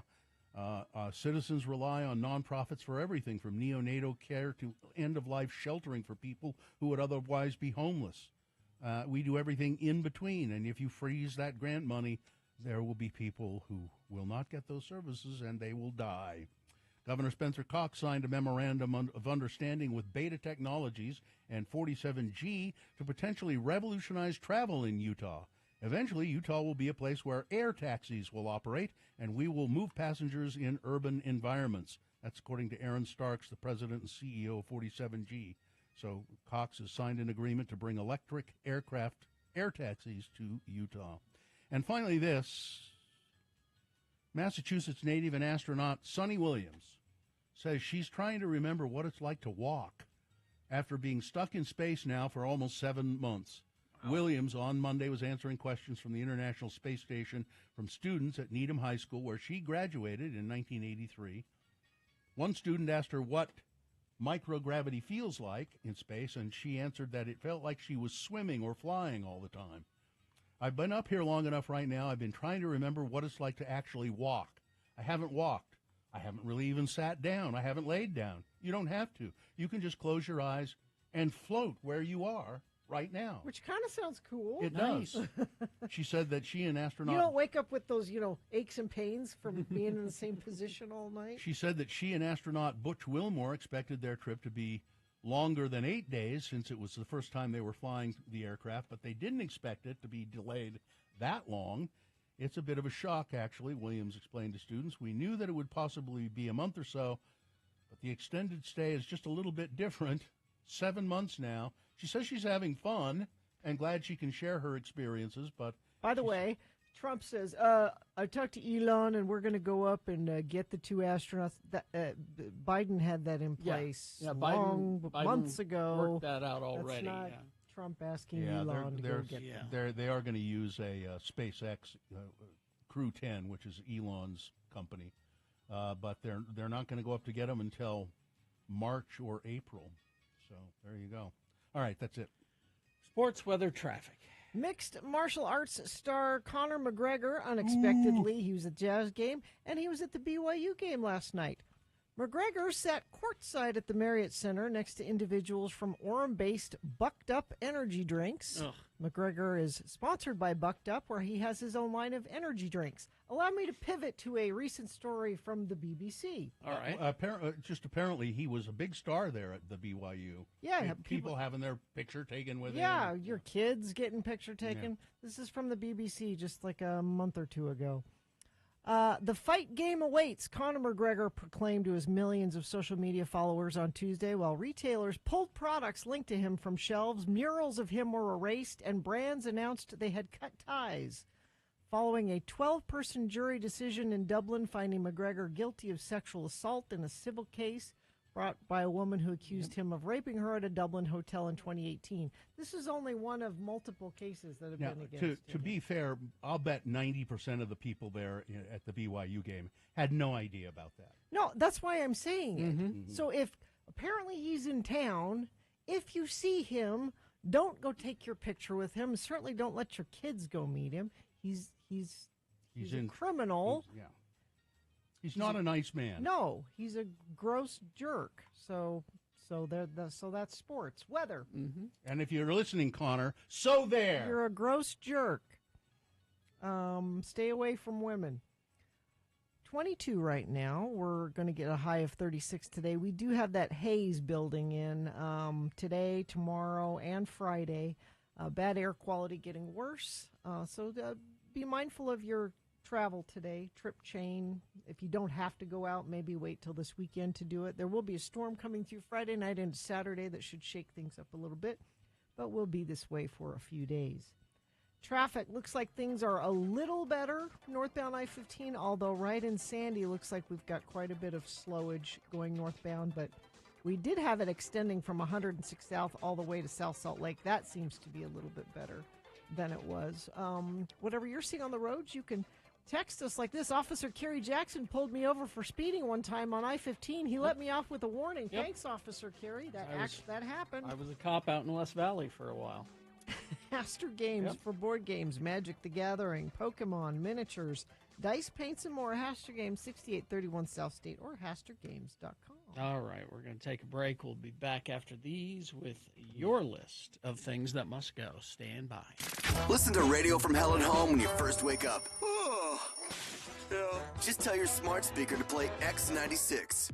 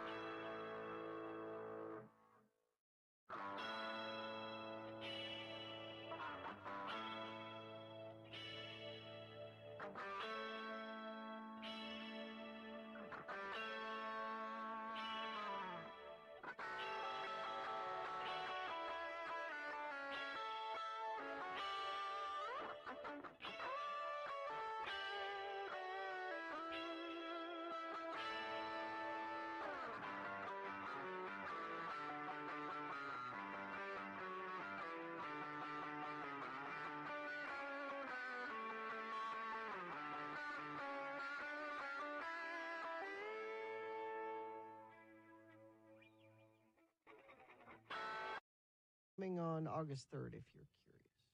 August 3rd. Let's see. I'm I'm looking at. I'm looking at the snow. I can't believe that. Yeah. It's just. I got worried that Boba Fett died, Carrie, because Boba Fett was trending. I don't. Well, you mean the actor? No, That they killed him off? Oh, I just got worried. Doesn't appear. Did you click on it? Yeah. I'm not clicking on it. Oh, is because this a spoiler? I'm thinking it's a spoiler that you have already spoiled now. It just for The Mandalorian, which I haven't watched yet. I'm planning on watching today. Gina, did you manage to avoid the Succession spoiler? No, that was my thing that must go yesterday. So you did find out what it was. Have you watched the show? No, yet? Neither have I, and I know what the spoiler is. You do know. But let me tell you this about it. And I'm not going to say what it is. Knowing what it is does not ruin the show. I've heard there are things about it like there's some long shot, some amazing 30-minute long one-take shot or something. 30 minutes? It's just how the people respond to what happens is what's important and what's interesting. Not what happens, but how everybody responds to it. So we've got them stacked up. We got that and Yellow Jackets stacking up, and I hate that you're not able to keep things. There's no way to keep things a secret. Well, that show, The Beef, is so good. I finished that. I haven't finished it yet. I finished that. Those people are all just so awful. Everyone is terrible. Oh my God! Even when you start thinking even the little girl, think, oh, you little brat. So my husband is not on social media at all. Good for him. So he's able to ignore things. So and he does this with sports stuff all the time. Oh. Like he wants to watch Premier League soccer with Muhammad, my son, not the prophet. And he's like, "Oh, I recorded that game. Let's watch it." And every time Muhammad's like, "I know what happened. Unless you watch things in real time, there's no way." Very occasionally, I want to watch a sporting event and not in real time. And if I do, I just go out of my way to not. It's hard though. But you can do it. Basically, there's too many shows. Yeah.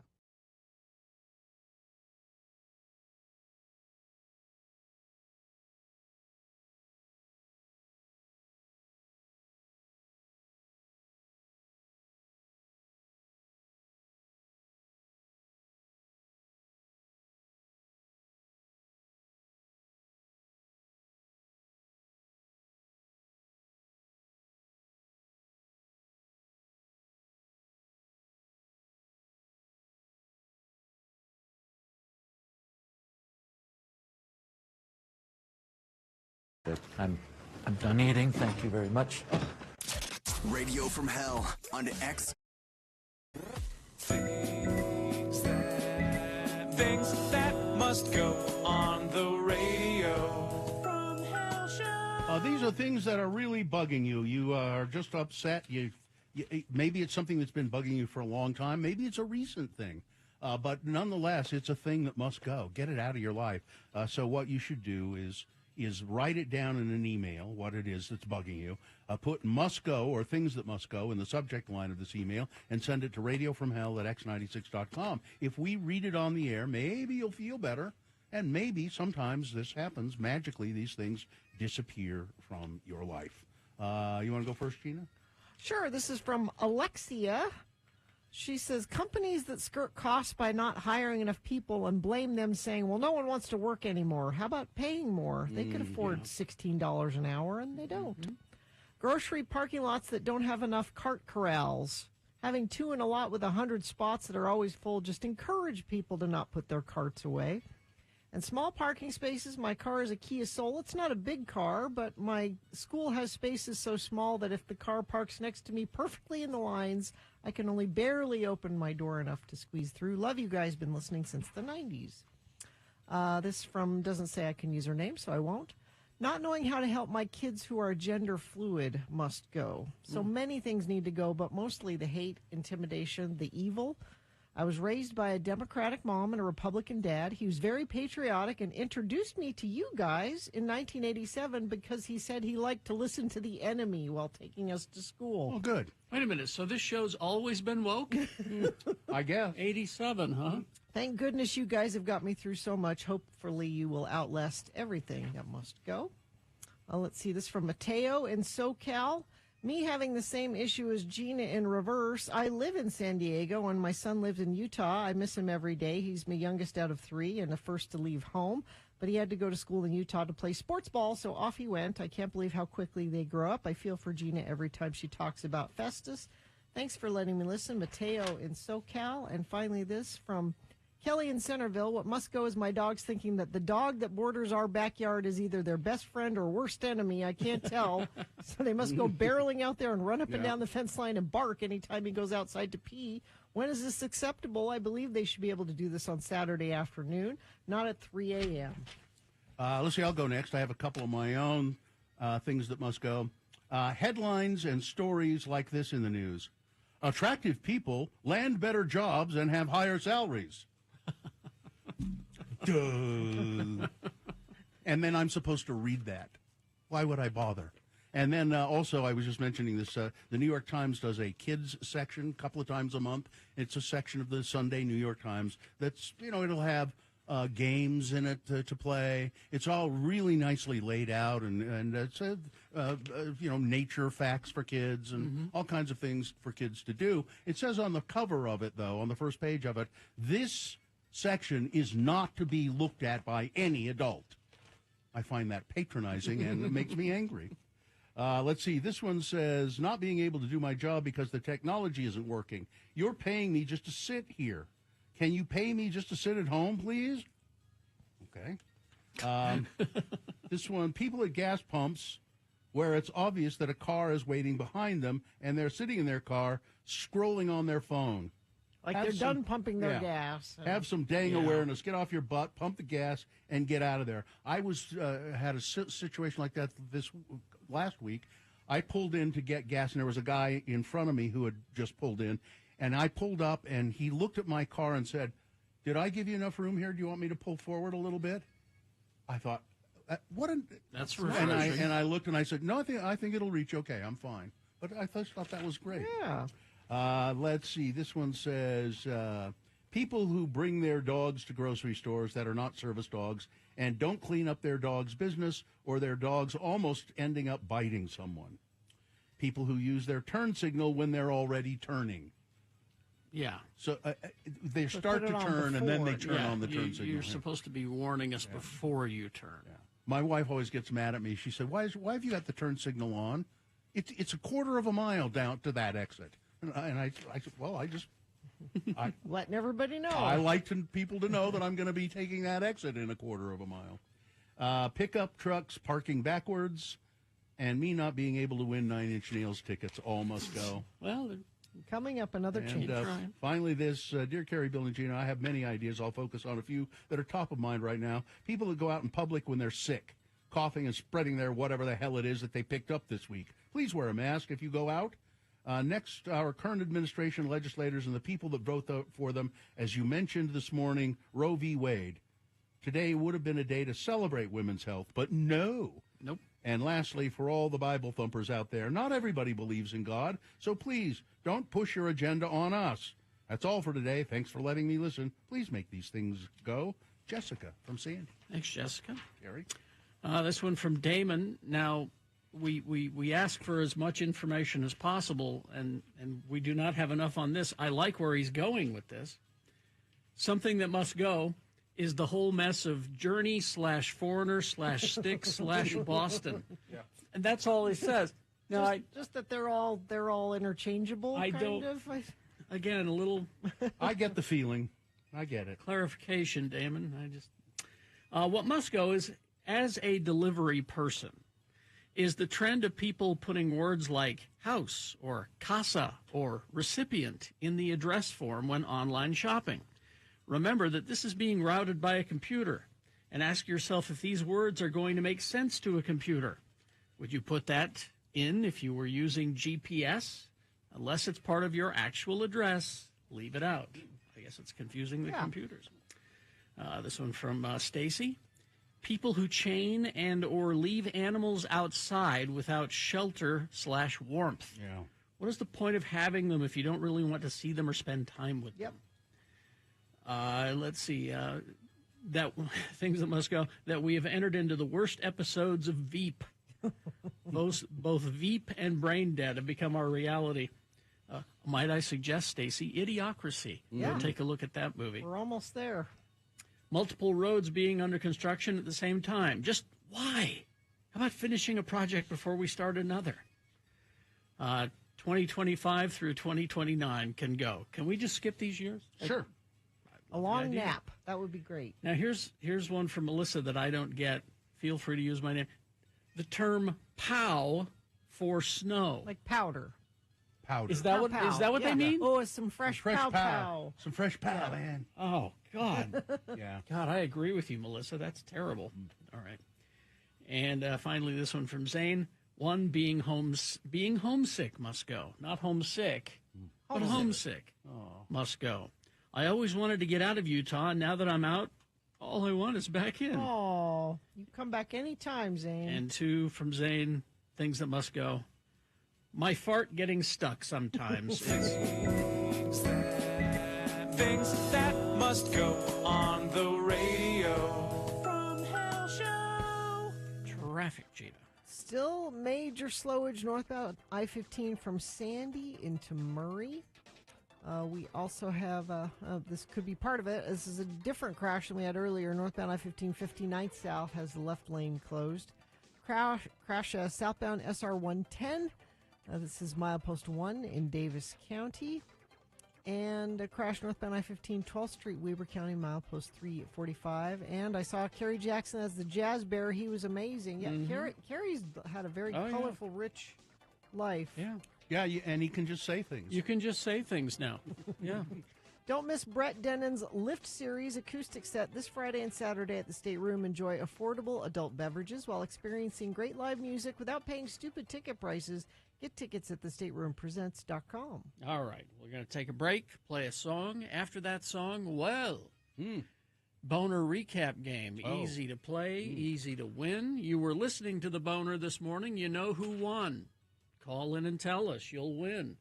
If you didn't hear it, you could guess, but I wouldn't guess. No. Not today. No. It was too close. Cheat today. Go to x96.com and look for the box that says Boner of the Day, January 29. Click on that, and it'll say winner next to today's winner. What is the prize? Tickets to see Ballet West performing Cinderella. This is a special dress rehearsal performance. So, dress rehearsal performance of Cinderella. 877-602-9696. Just call and tell us who won the Boner. It's easy to do. Very simple. All right. Hoops Vision Correction, HOOPES Vision.com. Speaking of easy and simple, there is a tremendous amount of technology and science and that goes into LASIK procedures. But you don't have to worry about any of that. No. Hoops Vision does that. You just go in. It's easy. It's simple. Yeah. You lay down on a table. You have to put on one of those silly surgical hat things. Yeah, but other than that, it's like 15 minutes though. And there's no pain, and you get rid of your glasses and your contact lenses. We've both done it. There's nothing. I mean, to let's be honest. Contact lenses are the worst. You know it. Everybody knows it. So right now it's Hoops Vision, and again, most of our family members have done this as well. They are offering you $800 off the LASIK procedure. That's $400 an eye, unless I miss my guess. And also they have financing available to fit almost any budget. So call them for your no-obligation appointment now, 877-30-LASIK, or book online at hoopsvision.com. Win 1,000.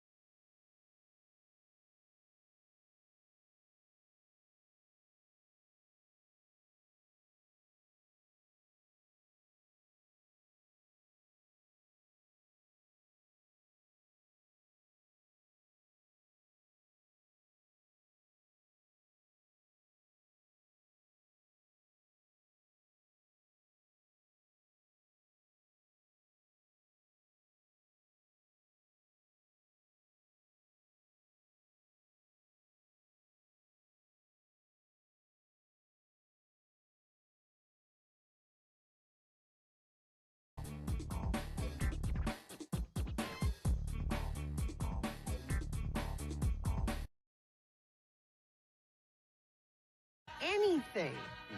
Really, anything. What's today's question? radiofromhell@x96.com is the email address. Go ahead and send them in. We actually have one that came in from our event. Oh. Good morning, lords and lady. This is the best question. Hopefully something comes from it.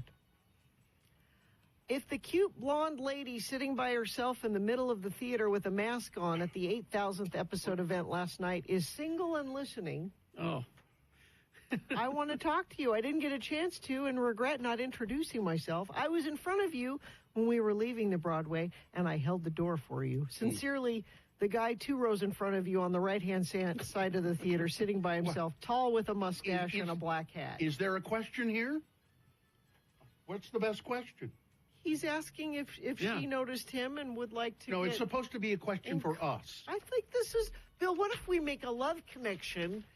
What if I don't care? What if a year from now we hear we met at your 8,000th episode and now we're happily married? Gee, that'd be wonderful. Is there a question for us? What? I thought that was kind of nice. Well, it's all about fine. Bill. It's fine. Let me find a question about you, It's Bill. fine. It's sweet. It's sweet. What? But it's supposed to be questions we answer. We can't answer that question. You have another one? I guess. This is from Carson.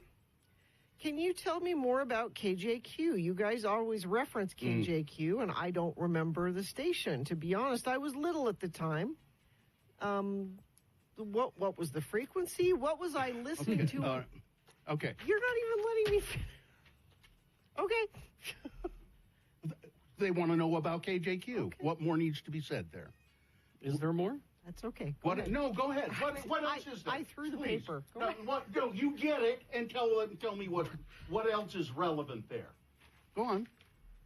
What's relevant? What was the radio frequency? What was I listening to when I wasn't noticing? These shows my parents and brother would listen to when I was little, and I would really like to know more about it. Okay. Thank you, Carson. Okay, Carson, here's more about it. We can tell you.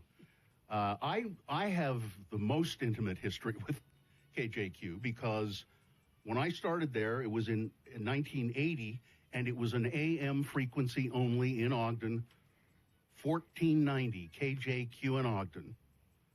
And I worked there for probably 6 years or something before, and I think, was it 6 years before you came along, Kerry, or was it 4? I don't know, because I wasn't there.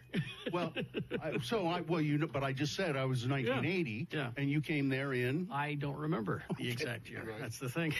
It was probably 86. I have it written down somewhere, so I can. It was probably, what did you say, Gina? 86. Maybe 86, I think it was, 87, something like that. So, and by that time it had developed, or we had gotten an FM frequency as well. Mm-hmm.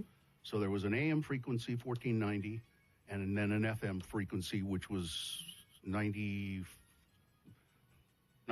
what was it, Gina? What year you got an FM frequency? No, what was the frequency? Well, we had 3 frequencies. Right. We started with one. What was that? Was it 90? Was it 95.5? 95.5, 100.7, which is now Bob FM. Yeah. And then 92. 102.7, which is now the other thing across the street. And the way it would work is there was a different frequency in Ogden, in Salt Lake, and in Provo. And if you were driving from Ogden to Provo, this is how much people liked KJQ. They were willing to tune up and down the dial to change the frequencies. Once you went over Point of the Mountain to get into Utah County, it was a different frequency. So it became hugely popular when we started playing what was called modern music at the time. Yeah. Now, when I worked there, when it was just an AM for 6 years, it was really popular in Ogden. Only in Ogden, so it's a small audience. But it did very well. It was always sold out, and we just played top 40 stuff. And when Kerry came on, that's what Kerry and I were doing, playing top 40 music, which you couldn't compete with. No, it was hard for a little frequency in Ogden to compete with the stations here in Salt Lake that were doing top 40 as well.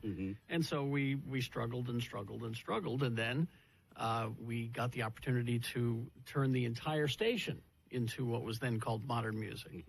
Because there was a group of people who were renting the frequency from 6 p.m. to 6 a.m. It's a totally different station. Completely different station at night. They bought the time from us. Which confused everyone. Confused their listeners, confused our listeners. And so then we saw the numbers that they were doing, and we went, okay, we should do that 24/7. And so the manager at the time, Tom Greenlee, called them in and said, we want to do this format 24/7. The people in charge at that point said, okay, you're going to have to fire all of your DJs. Get rid of those 2 guys in the morning, Kerry and Bill. And Tom said, I'm going to fire all of the DJs except for Kerry and Bill. I need a seasoned morning team in there. Yeah. That's the... And as a listener back then, yeah, my friends and I were super skeptical about whether Kerry and Bill could pull off alternative music because we were used to hearing you guys do But see, here's the thing: is that I was listening to that music. Yeah, that was the stuff that I liked. You know, I was listening to it already. But you won us over very quickly. It took us about 4 months to 4 months of hate calls and all of that. But then we finally won them over, and we used to get phone calls like, and I don't think this is the right example, but you know, Kerry or I would say, and now here's something by the Smiths. And somebody would call up and say, it's not the Smiths. No, it's Talking Heads is what you're thinking. Oh, that's right, Talking Heads. Here's the Talking Heads. It's not the Talking Heads. You guys don't know anything. It's just Talking Heads. And then they'd slam the phone down. Yeah. And if we could pivot just quickly back to the question you wanted to get rid of, Bill. People are now texting in, can we have a singles event soon? Remember, we used to do these singles mixers. Singles mixers, so maybe we can do one of those again. If you want to get yelled at about your question, you can email us, radiofromhell@x96.com. You read the question. If you want me to were get done with yelled at about a question, you can email it at radiofromhell@x96.com. You read it. We were done with it. It was time to move on.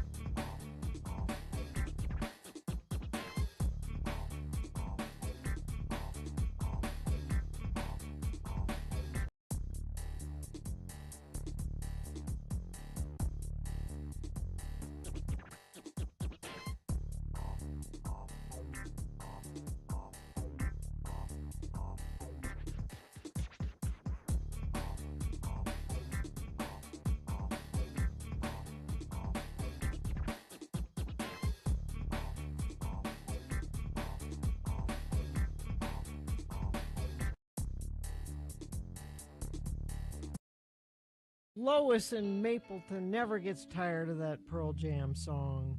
In Mapleton. Yellow Ledbetter.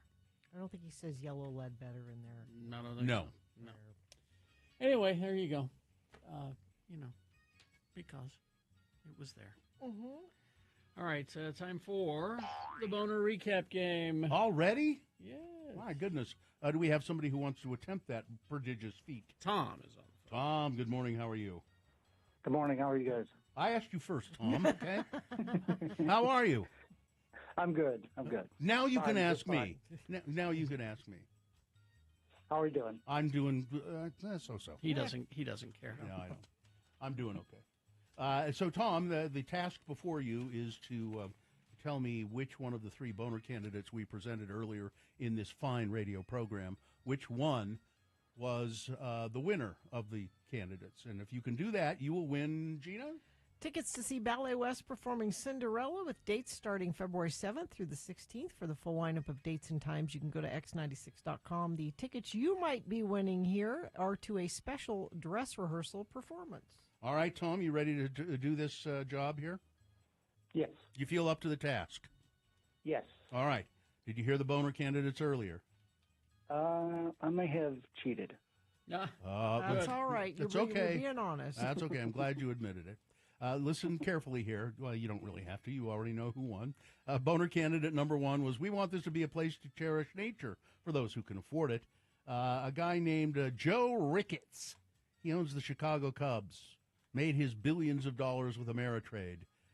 He wants to build this resort up to Wyoming that a lot of people are not happy with because it's a very idyllic, beautiful landscape. And he wants to build this kind of shishi resort there. That people can come and cherish nature if they can afford it. That would be the problem. Boner candidate number two was, well, they're getting bolder and bolder. Kentucky police are investigating after a series of racist Ku Klux Klan flyers telling immigrants to leave now or distribute across the state of Kentucky. The KKK, of course, a very infamous white supremacist state group.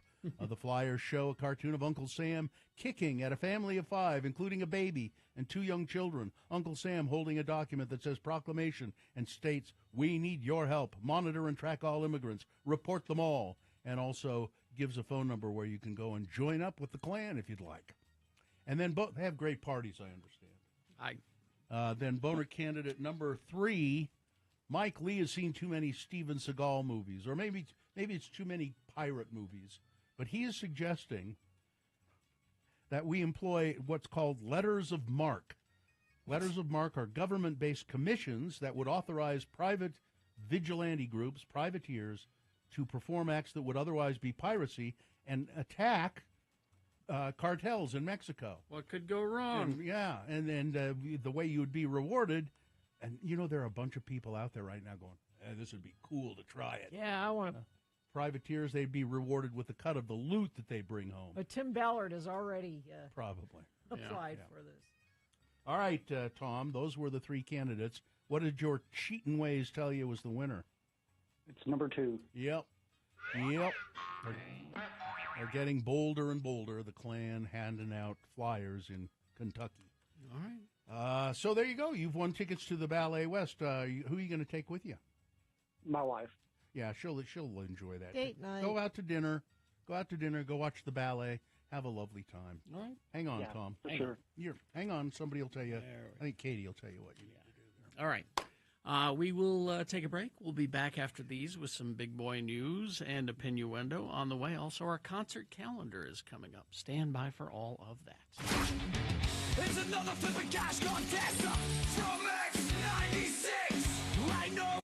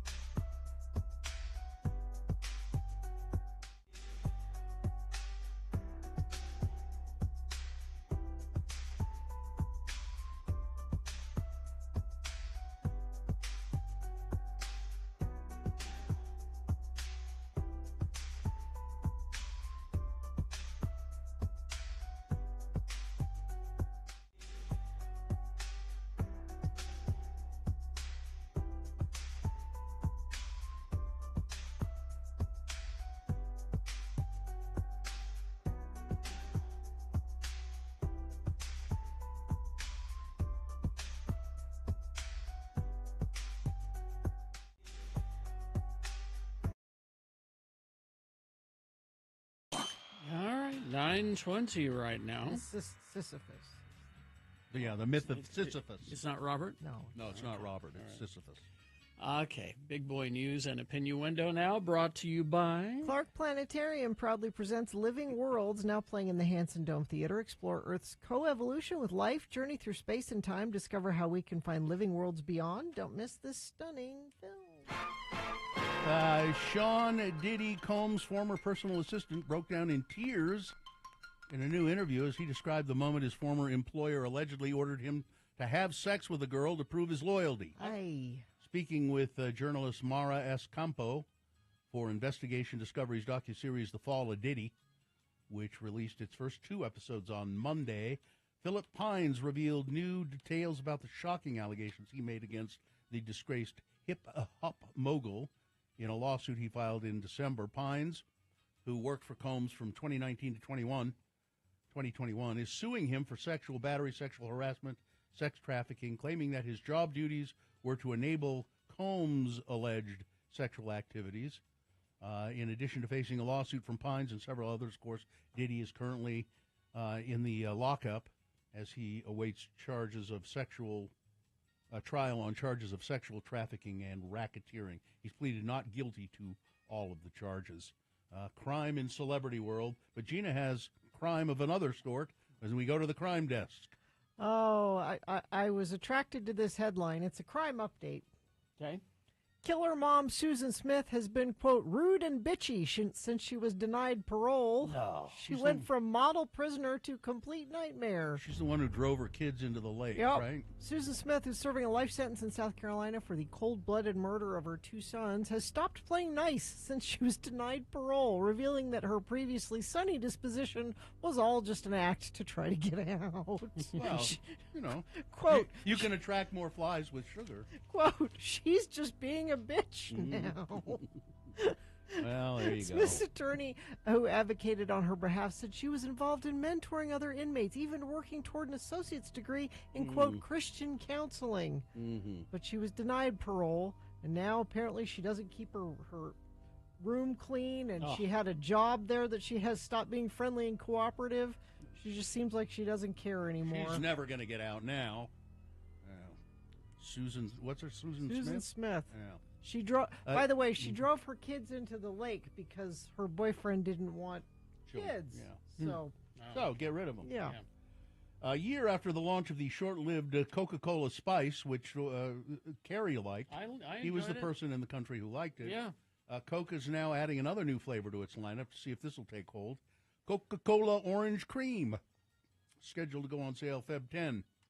I'll give it a try. It will be sold in regular and zero sugar varieties. Atlanta-based Coca-Cola Company said that they have developed the soda, which mixes cola with orange and vanilla flavors in response to growing consumer demand for the comforting, nostalgic flavor. You know, orange cream, like a creamsicle. Yeah. That could be a mixer for you, A Kerry. creamsicle is a delicious thing. Let me think. Like get the sugar-free one. And Yeah. then... Put a little rum in there, I guess. I don't know. Well, your new go-to Super Bowl menu item just dropped in honor of the 2025 Super Bowl. Popeyes and Don Julio are releasing several limited edition menu items, including fusing the rich heritage of Popeyes' Louisiana-style cooking with the bold flavors of Don Julio tequila, reposado. The specialty menu includes concha chicken sandwich, a chicken breast fillet marinated in reposado tequila and topped with tequila lime slaw. Customers will also be able to purchase the Louisiana garlic 3-piece wings, also flavored with reposado tequila, and a spicy strawberry hibiscus-flavored lemonade mocktail. These items will only be available in select Popeye restaurants around, New York City, Miami, and New Yeah, Orleans. not here. Nope. It's never here. Of course not. And the hometowns of the Super Bowl contenders, Philadelphia and Kansas City. Let's see. Rage Against the Machine were locked in a room by the Secret Service after their performance on Saturday Night Live back in 1996. The band appeared as the musical guests on an episode of the on an episode of the U.S. sketch comedy show hosted by Steve Forbes. This was a long time ago. Who was a recent 96 Republican presidential candidate at the time. I just watched this special okay. yesterday. It's 3 hours, just so you know. but it's incredible. Now, wanna which s- what's it's- special? It's on Peacock, The right? one, It's on Peacock. Yeah. the one where they do the writers and the. No, this 'cause is. I've watched a couple. This of is a those. different one. This one is just about music. Okay. Questlove did Oh, this, right? yeah, I know the one you mean. Yeah. Incredible special. During a new documentary titled, here it is, Ladies and Gentlemen, 50 Years of SNL Music, Rage guitarist Tom Morello recalled an incident that occurred after the group performed Bulls on Parade. Morello and company had their crew hang upside-down American flags on their amps. But these were removed by the SNL crew just before the band began the song. They never got to play the second track, Bullet in the Head, and have never been invited back to play on the program. One thing I think is important to weave your convictions into your vocation, whatever it is, whether you're directing a film or running a camera or playing a guitar in a rock and roll band, Morello said. And for a band like Rage, SNL was a perfect opportunity to do that. Being on SNL was something that was valued. It was part of the DNA of American culture and entertainment. So when the offer came to be on it, we were like, yeah, we'll do it. Never did things the normal way, though. We were thinking, like, how do we make this into some sort of crazy performance art thing? Hang American flags upside down. It did seem like a bad choice Well, to yeah. have Rage on the same day as Steve Yeah, that's- Forbes. The machine himself. Yeah. But hanging American flags upside down is not No. against the law. It's a sign of It's distress. a sign of distress. That's what they were trying to say. We feel distressed by this. Yeah. Timothée Chalamet learned to play guitar and sing like Bob Dylan for a complete unknown. He also gained 20 pounds to look more like Bob Dylan. He didn't look like he gained 20 pounds. Well, I think he's Lost it again. It's been a while since he filmed all that. I turned over every stone. I felt like all the work, like you just described, physically, behavior-wise, she said. I put on 20 pounds because I was thinner than Bob Dylan. And Bob Dylan is not a fat guy by any means. He's nominated, of course, for Best Actor. I watched a little bit of his of Timothée Chalamet. I watched the musical numbers. He was quite good. And I watched his opening monologue, which was pretty funny. But what bugged me was the way, and I don't know why this bothers me, but so he's dressed in jeans that are kind of patchy and holey looking and really well worn, and like they look like they really are old jeans, comfortable jeans. But he's wearing a jacket that I bet costs $5,000. This kind of green leather jacket, and you could see it had this beautiful lining in it. Well, it offsets the trashiness of the jeans. I guess It's a look, Bill. I guess. Let's see. I want to see this. I haven't had a chance to look at it. Apparently, it's available now. But Willem Dafoe and Catherine O'Hara playing pickleball hustlers in Michelob Ultra's new Super Bowl ad. Well, you'll see it when you watch the Super Bowl. I think it's available now. You can watch it now. They're playing. They hustle people for their pickleball hustlers looking to score some free rounds from their battered competition. And their competition includes NFL legend Randy Moss, WNBA superstar Sabrina Ionescu, and Olympic gold medalist Ryan Krauser. But I think those two would be great together.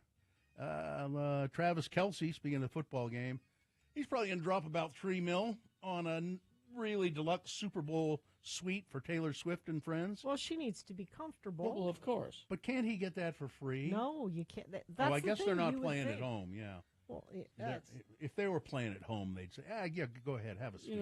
And I'm sure that Taylor even said to him, honey, this is like couch money to me. Let me pay for it. And he's all, no, I got to provide for my girlfriend. my girl. The VIP suites, which fit 25 to 40 people, are selling for up to $3 million, the same amount Kelsey is believed to have paid last year. What I want to know what food they serve in there for let's $3 see. million. Coca-Cola orange cream, oddly enough. It's, It doesn't say. No? No. they get those Popeyes and Don Julio's. Popeye, yeah. Bob Dylan is going to go out on tour. What? Just give it a I give it a saw rest, Bob Dylan like 15 years ago, and he should have been done then. Was it that long ago? It was a while ago. He can take a break. Alabama Shakes getting back together. It's one of my favorites. I'm trying to think. Sue's favorites. I'm trying to think of what their hit song sounded like, and I can't hear it in my head. Let me find it for you. It's what's it called? Sue loves this band. Alabama Shakes. Their big hit was. Hang on, I'll get it for you. It's a one-word. No, it's title. Hold On. It's isn't Hold it? On. That's right. Hold on. Yeah, that's 2 words. I remember liking it. Sorry, we're going to get kicked off YouTube for this. this it? Yeah. Oh. Yeah, let me get into it.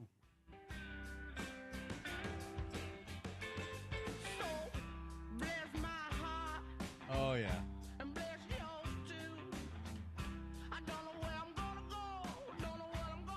Mm-hmm. Yeah, okay. If you heard the... Thank you. Yeah. Thanks. I just was bugging the me. chorus you would Yeah. recognize. Sue loves that. I'll listen to it later on. And the guy who directed Wicked, John M. Chu, is apparently going to direct a big screen adaptation of Dr. Seuss's book, Oh, the Places You'll Go. Okay. Sure. I'm trying to see if it's going to be. Yeah, it will it's be animated. animated. It will be animated. Mhm. I think it would be great if it was a live action, but yeah, he's going to direct that. And Lady Gaga said, if you didn't like Joker 2, well, okay. So I mean, Right. sometimes people just don't like some things. Exactly. It's true. I mean, you Just, know. actually, that's so simple. That but needs to it's- be the attitude, Yeah, you that's know? just not everybody likes everything. Yeah. That's all right. All right. So just okay. Weather? We can all agree that the bad air is bad. We can all agree Yeah, on that. that's bad. Haze today, tomorrow, Friday. Storm coming in Friday night into Saturday. Hopefully that will clear things out. High of 36 today. It's 22 right now. Thank you. Listen to Radio from Hell at Home when you first wake up.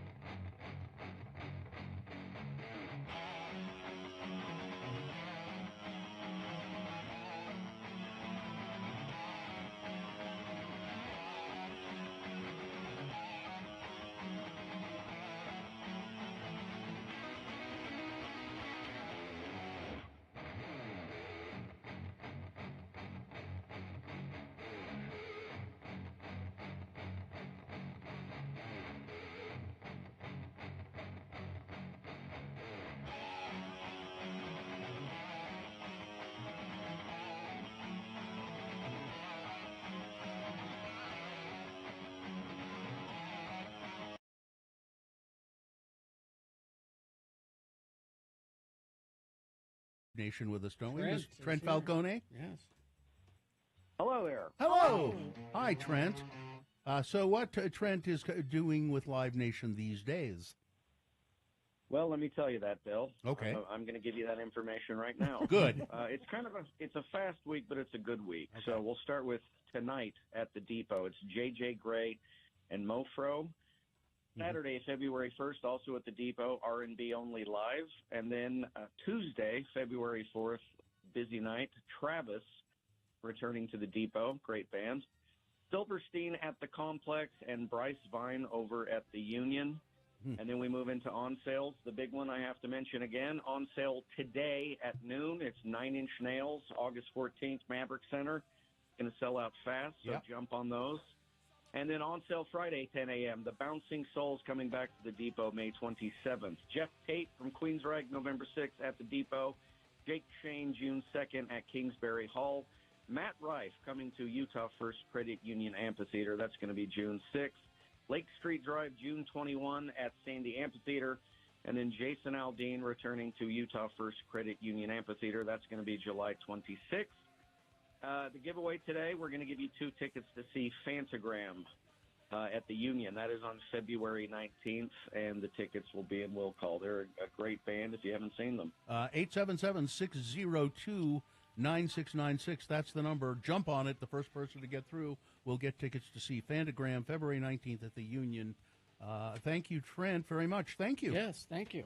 All right, we'll see you next week. Thanks, guys. See ya. Bye. See ya. Bye-bye.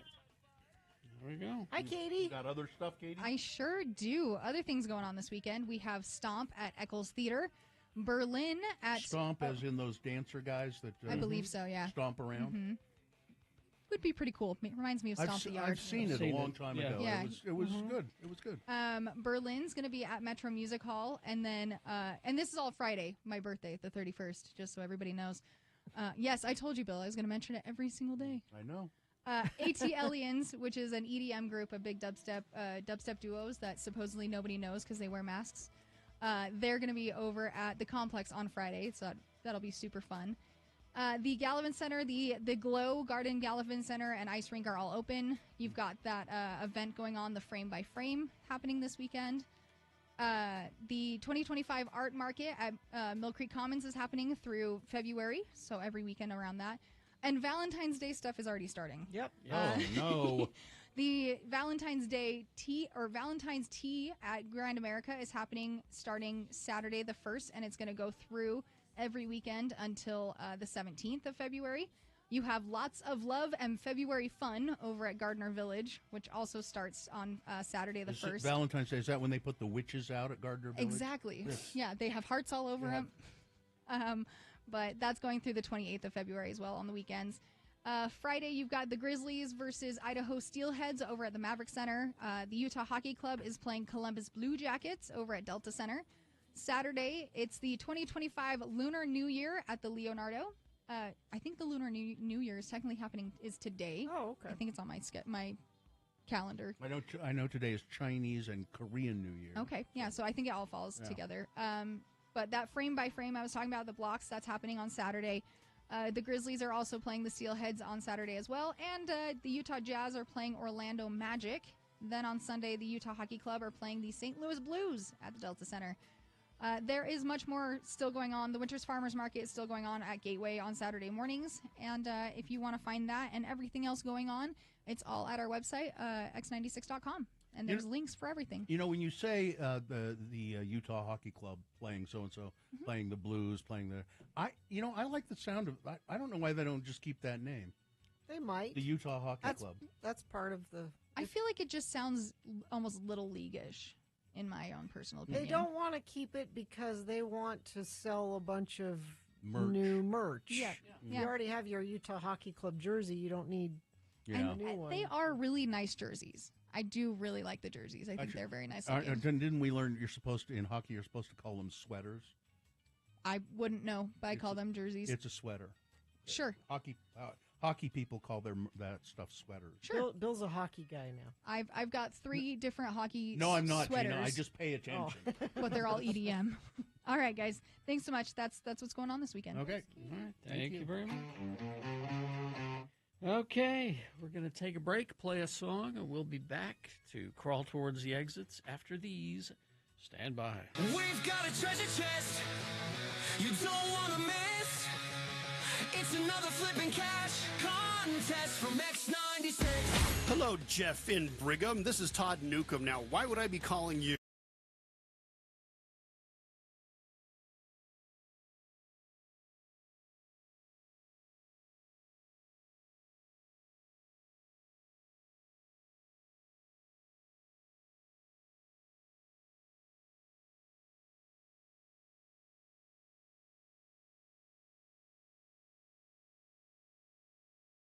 Gina. I'm Beat Gina announcer Johnny O's brother, Lonnie Ola. And I'm still alive. But if you have a loved one who has recently passed or is about to pass, I have money-saving news for you. The Rockdale Monument Company of Joliet, Illinois, offers tombstones direct to you. Honor the grave of your loved one with our beautiful monuments and markers. These are factory-to-use savings at the lowest prices in our history. The most compelling monument values ever offered. More than 50 superb monuments and markers. Now, automatic labor, saving equipment, and quality production methods result in down-to-earth savings for you. Rockdale pays the freight and guarantees your complete satisfaction or money refunded in full. Thousands and thousands and thousands and thousands of satisfied customers offer sure proof of our ability to satisfy you 100%. Prices range from $14.95 and up. Write for our free catalog today. No salesman will call. Rockdale Monument Company, Department 982, Joliet, Illinois. And now, here's your host, Terry Jackson, with a handgun. Thank you, sir. It's nice to see you. Nice to be seen. Say hi to your brother for me. I shall do it. The randomizer has picked a contestant. Gina, you'll be going up against Jolie. Is it Jolie? Yes. Jolie. All right, Jolie. We're going to toss a coin to see who goes first. It will give you an advantage. Call it heads or tails, Jolie. Heads. All right. Coin. It is heads. Okay, Jolie, you're well on your way to getting these tickets to see Bill Burr Saturday, February 24th at the Delta Center.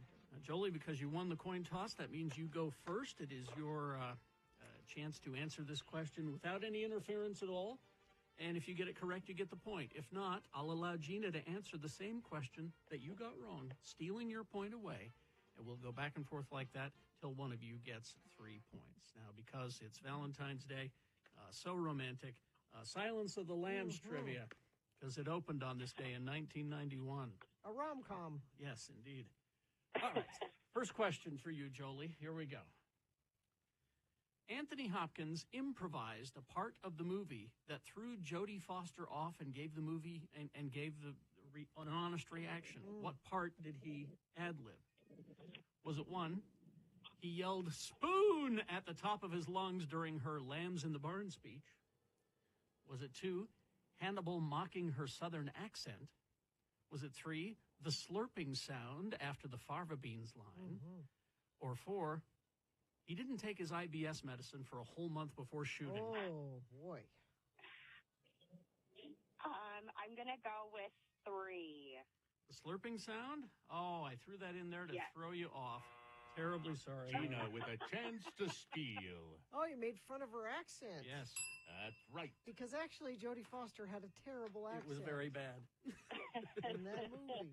That's 1 point for Gina, and Gina controls the question. Gina?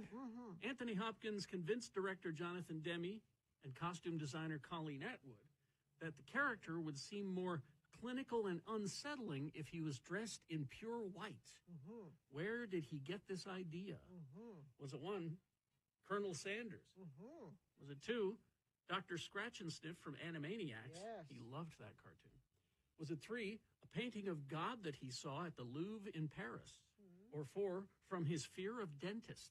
Is it a painting at the Louvre? Oh, I threw that in there. Oh! All right, Jolie, you get back into the game.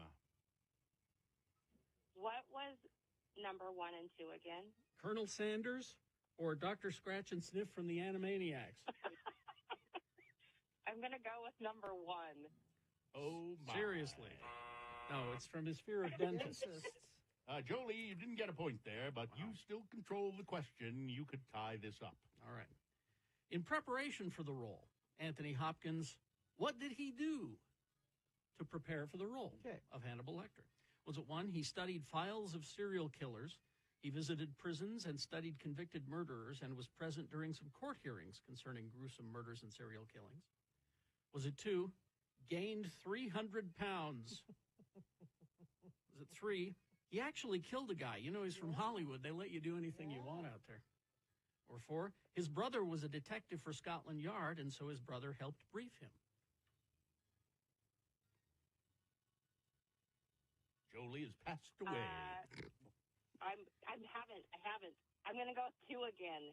He gained 300 pounds? Jolie, have you seen this movie? No. What? Yeah. Sorry. I meant 1, not You meant 1? Okay, all right. Well, we'll give it All to you. right. Okay. Jolie, you have tied somehow the game. Tied it I up. don't know how, but I don't know.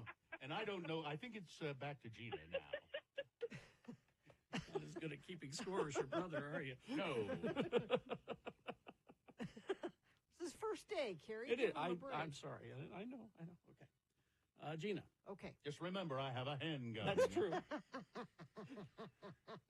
After Jodie Foster first read the Thomas Harris novel, Yes. Silence of the Lambs, she tried to buy the rights herself to make the film, only to find out that someone else had bought the rights already. Who had already bought the rights?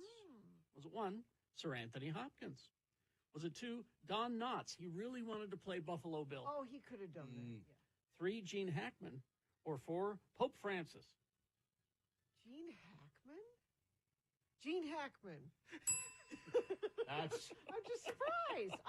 Gene Hackman could have done that. That's 2-1. Now back to Jolie. You could tie it up, Jolie. All right. Listen carefully. Jolie, let's see. When studying Hannibal Lecter, Sir Anthony Hopkins noticed similar characteristics in what kind of animal?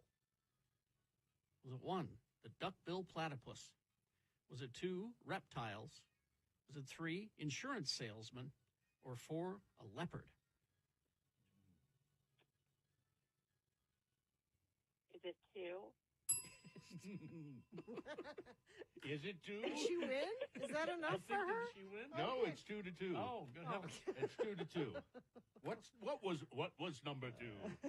Number 2 was Was it reptile. reptile? Reptiles. Yeah. Yes, All right. reptiles. Okay. Now back to Gina. This could be the winning point.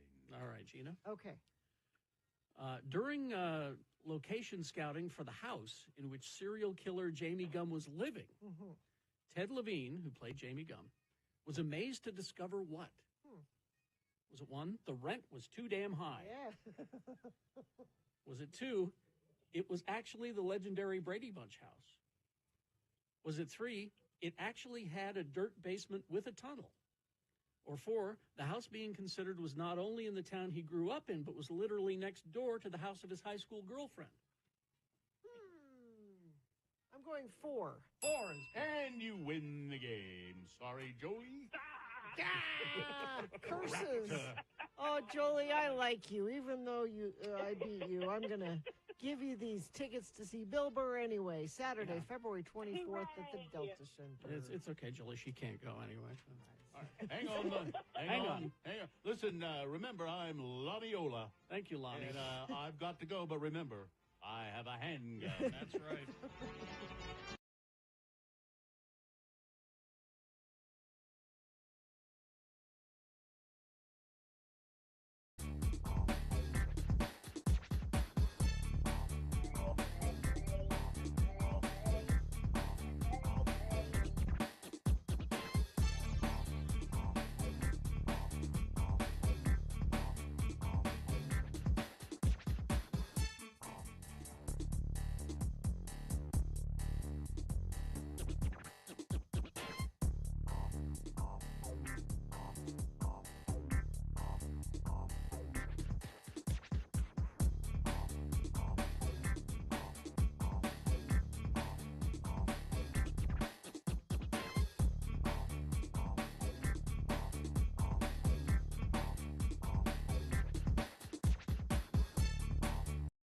Bill, boy, I don't know how much they spent on that jingle.